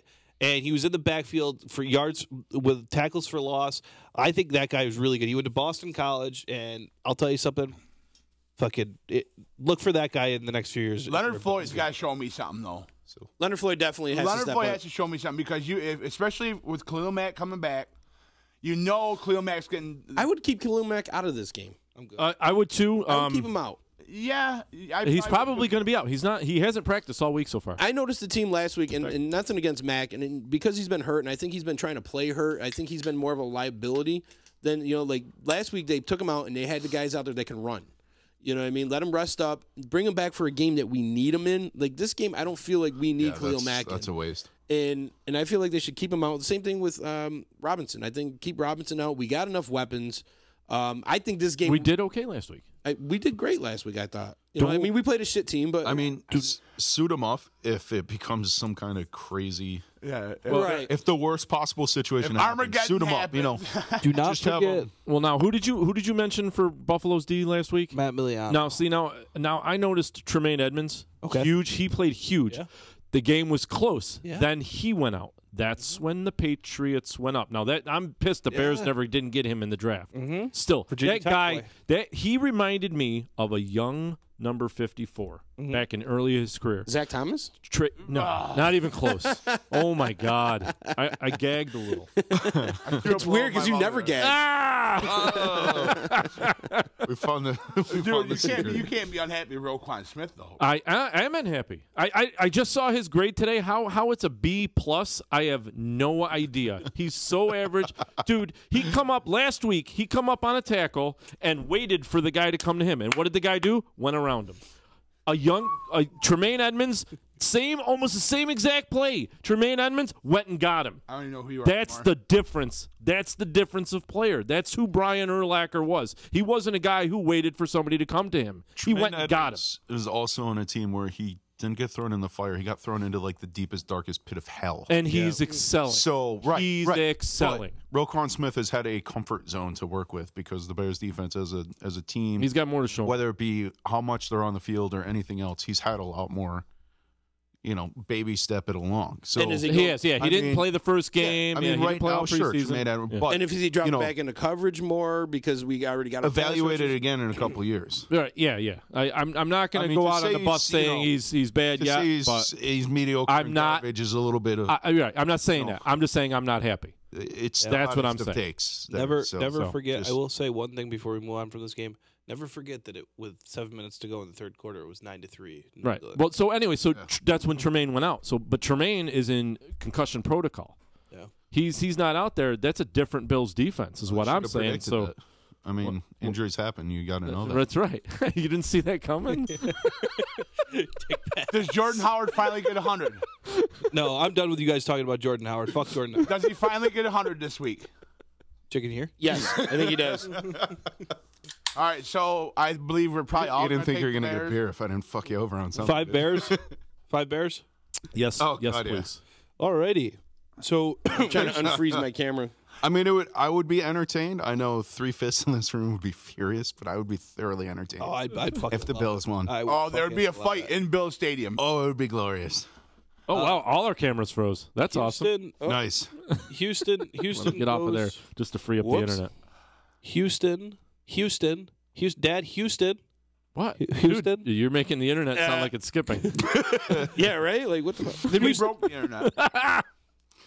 Houston goes to Denver as 1-point underdogs. I have no fucking idea how that is, but this game with the pathetic Casey Keenum at quarterback, Cortland Sutton's going to show you guys a lot this weekend, and Demaryius Thomas in Houston with his poster still up on the side of the stadium that says, "Thank you, Demaryius." Mm-hmm. All right, and telling the Houston defense everything they need to know about Denver's every single thing and how bad Case Keenum is. They can tell him that, and I will quickly, and not hesitate to do it, circle the Houston Texans, and if anyone is out there in Las Vegas, call me. We need to get some money on this game. Not really a smart move on their part the week before. Well, you had to make the trade move, deadline is. Yeah. No, I know. It's good. It worked out great for Houston, but worked out great for me sitting on Emmanuel Sanders. Amen. No. But I'm very blown away at the fact that Houston is an underdog in this game. I mean, it's probably moved a little bit. I would imagine they're not anymore. But like you said, somebody just made the perfect point. You're going into that. It's still Denver -1. Tell them everything they need to know. I mean, in a neutral stadium, they're not favored. But here's your look. It's one thing you always have to keep in mind. Yeah, the 3-point swing. Here's your look. Here's what Casey Keenum looks at. He's a remedial quarterback. He's not that good. All right. Here's what he's looking at. Okay. All right. Ready? Demaryius, come stand next to the D coordinator right here. Demaryius Thomas might wear a headset for this fucking game with the D coordinator. Right, okay. Right. I don't think Denver has much of a shot in this game. I think Houston wins easy. You know, I'm gonna go the reverse. Oh my God! I think Denver actually has an outside shot at that just because they play tough at home and if you got somebody to chase Demaryius Thomas, well, let's be honest, he's probably still looking at houses because he doesn't have access to EJA. And I already made my property reads. sister. All right, but yeah, I mean, honestly, he can't factor in that much. I mean, outside of maybe a decoy, and Denver has looked better. Demaryius Thomas. If one position can jump into an offense Denver. and learn it and make I'll regret an it, but impact, I'm going that's a wide Denver. receiver, I think. So we Yeah, got, but there's all the routes. I'm going and Houston on this. cutbacks and I'm going Houston on this. I think they just got a better team. we know you are. Here's the Deshaun Watson dick sucking. Here we go. Well, But if you want two guys to chase after a Deshaun Watson, it's Von Miller and right. chicken. But then you got Hopkins. Chicken. Right? Meet you in the middle, Vaughn. You Take him down, I'll finish him off. we're gonna have ourselves a Deshaunwich. Look, I'm not here to bring the party down. It's just that I run on semen. So I'm going Houston. Lamar Miller's actually playing better now. He's actually out there running, which gives him a whole other dynamic that he didn't have in the running game. And Hopkins is just a beast. And like whether you got Thomas out You there, want to say Watson? You want to talk about him so bad? Yeah, I think he's the X factor in this. I think he's a way better quarterback than your boy Casey Keenum. You're fucking right. You're fucking right. You're fucking right. But you can't let. I mean, that defense is still a stout defense on Denver. But Houston's got a good defense too. Houston does have a good defense, but they've been susceptible to the run. If you look, I think they're not that great versus the run. But show me on the shark where Casey Keenum touched. Denver doesn't have really much of a run game either, though. No. So I think that kind of washes itself out. So I'm going Houston. I think they're going to roll on their win streak. I'm going Houston. Denver's great D, OKO. It's at home. It's going to be 37 degrees, so Houston's at a disadvantage there. It's going to be cold. The fucking atmosphere is going to play a big part on. I feel Houston's defense could take a little bit of toll on them, but I do feel they're a better team. So I'm going Houston on this one. All right, anybody going Denver? Yeah, Dave. Dave is going Denver. Norm? Oh, I took Houston. Okay. Houston. All right. The Chargers of Los Angeles now. I'm still not comfortable with that. Nope. Are going to go to Seattle as 1.5-point underdogs and play the Seahawks, who are coming off a pretty big win last week against the Lions. And have the Chargers played in like 3 weeks? Because I haven't heard dick about that team. All right, you don't hear about the Chargers are actually a really good team. They're really good. Really good team. Nobody Didn't talks they play about that, them. that ass-cracking on London game? That's probably and they're getting Bosa don't back. get me fucking going. The Chargers quietly are 5-2. Yeah, exactly. And quietly is the fucking key word. And because they're in the division with Kansas City. Because they're winning these games now that last year they were losing by a field goal or 2 points, 1 point. They're winning them this year. Yeah, I mean, Oakland's tossed in the towel. Denver isn't really much these Chargers days. coming off the bye. I mean, Have they played Kansas City? Who?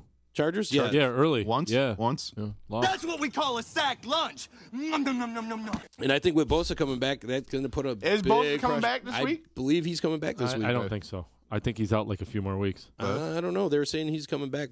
Reports I heard said he's coming back. So, and Bosa's, I mean, even without him, you got Ingram. Ingram's a monster over on that defense. I don't know, man. This is a game, but then you got Russell Wilson. I think this Russell Wilson sucks. I think Seattle You're out of your sucks. fucking mind. You think Russell Wilson horrible. sucks? Russell Wilson's horrible. I'd rather have Case Keenum than Russell Wilson.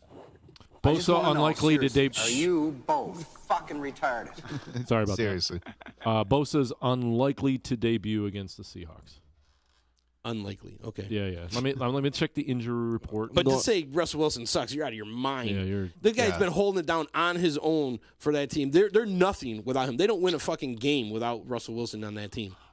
Well, yeah, but That's that really all doesn't you make need to Russell say. Wilson a good quarterback. He's an awesome He's a quarterback. giant He's one of the most elite What? quarterbacks in the league right now. Absolutely. He's in that conversation with the elite. Do you know who Russell New Wilson crop is? of elite. I know Norm, I've been waiting for somebody to come in and have the same point. 'Cause I Russell agree. Wilson is not that good. You're out of your fucking mind. Man. You are out of your goddamn mind. Los Angeles Nick Chargers by Iaski's a going to touchdown. dress up like the principal from Billy Madison and go after you two. You're in danger. He thinks Russell. Oh, Man, that's crazy. I think he's overrated. No way. The guy's been, what's he, account for like 90% of the plays? Wait. So he doesn't think Eli is overrated, but he thinks Russell Wilson is overrated. I think who, me? No. Caleb. Oh, okay, all right. I'd say, 'cause I think This steamy I think pile of Eli's awful the takes most next to me. Taking it straight. He is a Jets fan, so you can disagree, but I have my reasons. Anyway, I'm gonna go with Los Angeles on this game. I am too. You give most teams 2 weeks to prepare for another team. That's how it works out. And Philip Rivers isn't a slouch either, so. There you go, John. That was a good point. Well, you got an elite quarterback over in Seattle. You should be all right. That's what scares me. Honestly, that's what scares me. Wow. Having Russell Wilson on that team scares me. You always have a chance with Russell Wilson on your team. Absolutely. Why are we not on a national network right now? I have no idea. I don't know. It's a great fucking show. All right. Chicago Bears fans judging quarterbacks. Fucking priceless. Says the Browns fan. I acknowledge my team sucks, all right, with quarterbacks. I'm going to keep my mouth shut. Last good Jets quarterback, Ray Lucas. Hey, can you do me a favor, Mr. Stat Guy? Can you pull up your man's QB rating, please? Anybody going Seattle on this? Yeah, I know it. That would be Jaws. Like 90 something. You're going Seattle? Everybody else is going LA? Call yourself Jaws. Fuck off. Oh, you want Wilson? Yeah, I want Russell Wilson's QBR. Okay, while they're looking that up, we'll just skip ahead to the game of the week. I honestly think this is by far the game of the week. The Rams are going to go to New Orleans cross country and do. This is going to be a great game. Point and a half. So as Dave made mention to earlier, and Melanie was talking about last week, it's a lot with spreads. A lot of times, it's the home team gets to push. So it's basically a pick 'em. Yeah, we'll call it a pick 'em in essence. So. Dante Fowler only makes them better for the Rams. I think people kind of were like they get married to the fact that Dante Fowler was such a high pick. I think a change of scenery helps players a lot that might not have been performing. I also saw a story too that the GM in LA had been targeting Dante Fowler from the moment that they declined his 5th-year option. So they knew that this guy fit for them. Oh wow! It's just been a way of getting him. And I'll tell you something. I can't think of his name, but I'm not gonna go against the GM out in LA because the motherfucker's made some good moves. All right, he's made some good fucking moves out there. So that being said, I hope for the love of fantasy that this is a high scoring game because I've got the 1-2 punch of Drew Brees and Michael Thomas, but I will be going with the Rams. The way the Rams played Green Bay last week, I mean, Green Bay came hard. Yeah, giggity, right? Is that your mom calling? Yeah. So, and the Saints got a great offense. Their defense is clicking. I honestly think this is the week that the Rams go down a peg. Yeah. Hey, if there's a game that could do it, this is the right. Yeah, and it's just because they're finally meeting an offense that is this high powered. The Packers defense played out their ass last week. They, Gurley only had 1 touchdown, but he had over 100 yards rushing. How bad is that? We're like Gurley only had one, and I'm not saying anything. Your point's right. Your point's spot on. 15 rushing and like 80 receivers. Right, exactly. So he had almost 200 fucking yards of offense. Yeah. Rams get Cooper Kupp back this week. Oh, the Cup. Fuck him. Cup runneth over. Jesus, come back to me. Hey, is there still 32 teams in the NFL? Yeah. So just so you know, there's 16 quarterbacks with a higher QB rating than Russell Wilson in the NFL right now. That puts Russell Wilson in the bottom half of the NFL. With absolutely no talent around him. How about last year? With no talent around him. You can be in the lead. How about last year? What? How about last year? Who's above him? What have you done for me lately? What happened last Who's above him? What happened last year? Oh, hang on. I can actually check last year. Who's above him? Who's above him? I want to know who's above him so I can shit on who's around him. Trubisky's way up there. Okay, who else? Is Sam Darnold above him? Much better team. Hang on, I gotta go back. The guy's not even in the NFL. Right, who are we picking? Sam Darnold's 31. Stanford, Watson, Dalton, Cam Newton, Carson Wentz, Kirk Cousins, Andrew Luck, Roethlisberger, Ryan, Trubisky, Brady, Goff, Fitzpatrick at 4. Are you using quarterback rating as the definitive? Right. I would take Russell Wilson over 90% of those guys. How would you define? Watch the fucking games, dude. Right. That's all you got to do is watch the game. If your knowledge is based off stats. All right, we got to close up, so we got to finish these picks, guys. You took it mud wrestle later at O'Donnell's. Okay. Let's, I'm going to go with. How are we going with this game here? I'm going to go with the Saints. You're going with Saints? I'm going Rams. You're going Rams. I'm going to go Saints. Wow. I think The Rams are susceptible to the pass, but I just think I'm going Rams in a very close one. This is a tough game, but I'm gonna go with Saints. Drew Brees. I like 1 minute to go downfield, down 2 points. I think yes or no. I say yes. Hand them their first loss. I think they're. Yeah.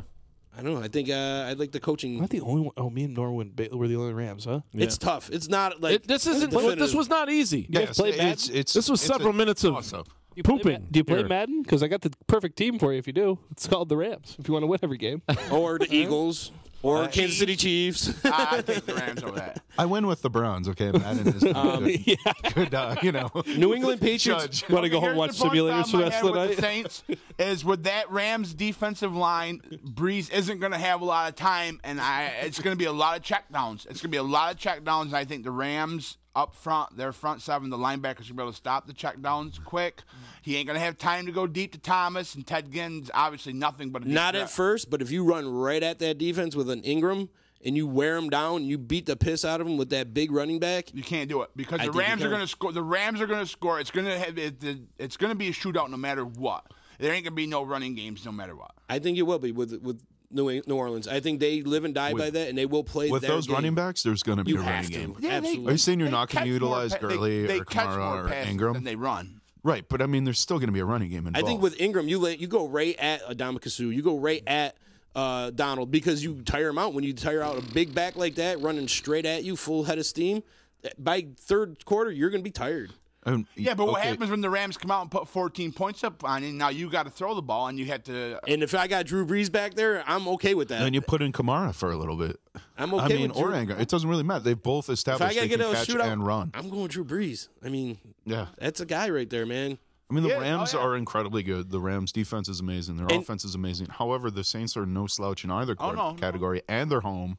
And sticking with the top quarterbacks and in the LA's league, traveling. We have New England Patriots and the Green Bay Packers. And this is a game I think is a really evenly matched team. Like, I like this game because I don't care who wins. I hope they both lose. Go Patriots. Packers just blew their wad. Patriots win this easily. Patriots by 20. I think Patriots are going to win. I think Green Bay's going to put up a fight again because you got Aaron Rodgers. Yeah, again, possible.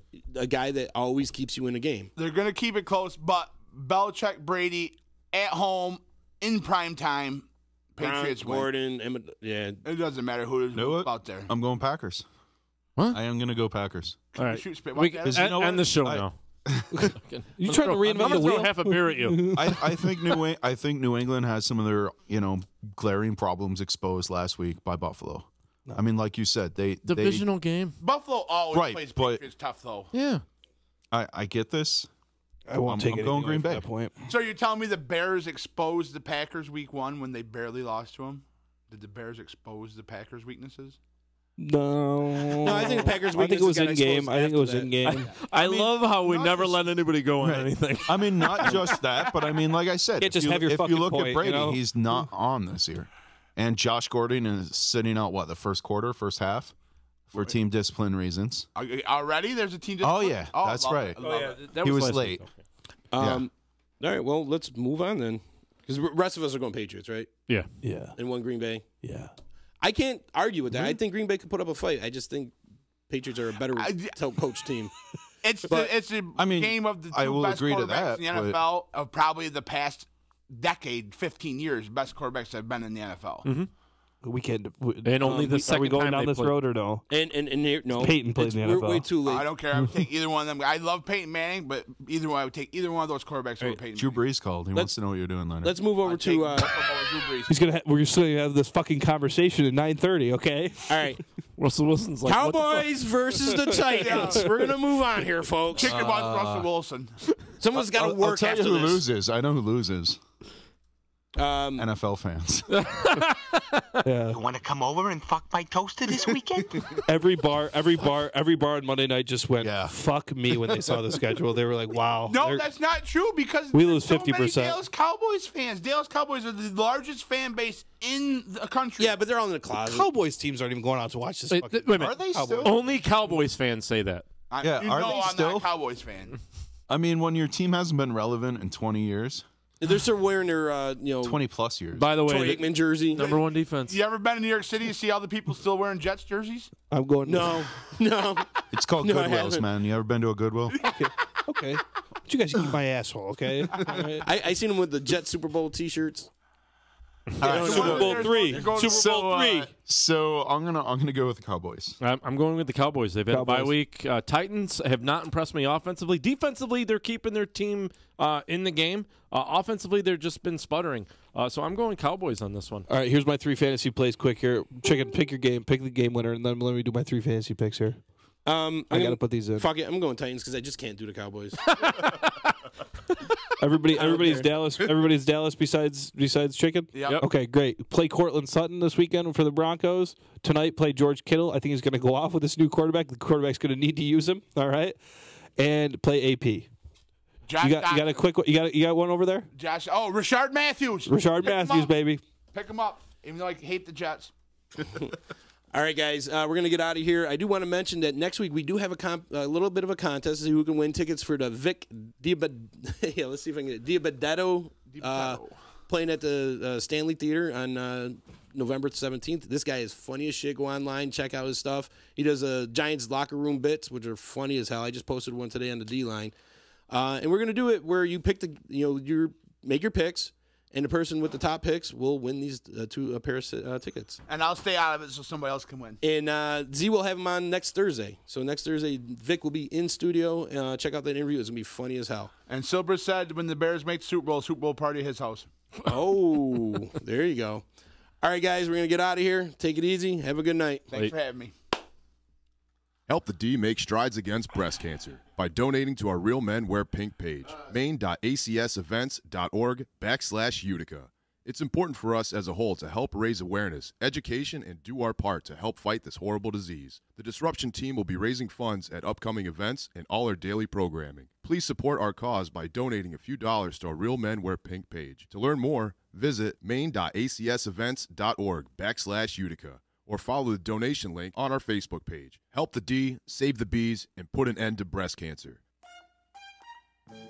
Thank you for your service. You're welcome. A comedy benefit show for our veterans. In support of the Central New York Veterans Outreach Center. On November 10th at Wakely's, 700 Varick Street, Utica, join Disruption Network as they team up with 92.7 FM The Drive for this night of laughter. The evening will be hosted by Genesee Joe from The Drive. Performances by Mike Ciccone, Paul Kozlowski, Cortland Kluse, Mike Pileggi, and DJ Ease1. Admission is by donation only. Please bring clothes, socks, gloves, non-perishable food items, or a small monetary donation. All donations will go to the Central New York Veterans Outreach Center. Saturday, November 10th at Wakely's on Varick Street. Doors open at 7 p.m. Show starts at 8 p.m. Thank you for your service is sponsored by The D, 92.7 FM The Drive, Paulie's Barbershop, NYE Volkswagen of Rome, Frank's Guns, and Central New York Seal Coating and Concrete. So you just bought your dream home, and now it's time to move. Let's face it, nobody likes to move. All the packing, unpacking, lifting, upstairs, downstairs, and broking everything, including your back. Let the professionals at EJA Moving Company take all the stress and pain out of your move. Competitively priced moving, relocation services, office moves, and complete packing and unpacking services. They work with everybody to make it simple and easy for you to move and relocate. Call EJA Moving Company at 315-335-0516. When it's time to relocate, have EJA Moving do all the work for you. Hit them up online, ejamoving.com. Hey, Disruption Network. This is Mike Sacco, the general manager at NYE Volkswagen of Rome. If you don't know me by name, it's only because you have not received the best deal. There's only one reason to leave Utica, and that's to come see me in Rome and get the best deal on your next new, pre-owned, or certified VW. Mention that you heard this ad from Disruption Network and receive $250 off your next vehicle purchase. You'll know why our customers say, I love my NYE VW. Come see us at 5865 Rome Taberg Road in Rome or visit us online at NYEVWofRome.com. The Property Sisters of the Mohawk Valley was born when 3 top producing agents with over 25 years of combined experience selling real estate joined forces to take real estate to the next level. We practice with honesty, integrity, and the knowledge to help make the buying and selling process easy and stress-free for all of our clients. We pledge to always make our clients our top priority from start to finish and even after the house is closed. We will always be a valued resource for information and assistance for our buyers and sellers. Our customers over the years have become not only past clients, but great friends. As we join hands together as the Property Sisters of the Mohawk Valley, we look forward to serving our clients and our community and making a positive difference. You can reach us at 315-601-9630 for all of your real estate needs. The Disruption Network is making moves. For upcoming events, news, interviews, and new daily programming, keep in the loop with us at DisruptionNetwork.net. Like, follow, and subscribe to all our social media. And check out all our podcasts on iTunes, Google Play, Stitcher, and Spotify. Get up on the D, DisruptionNetwork.net.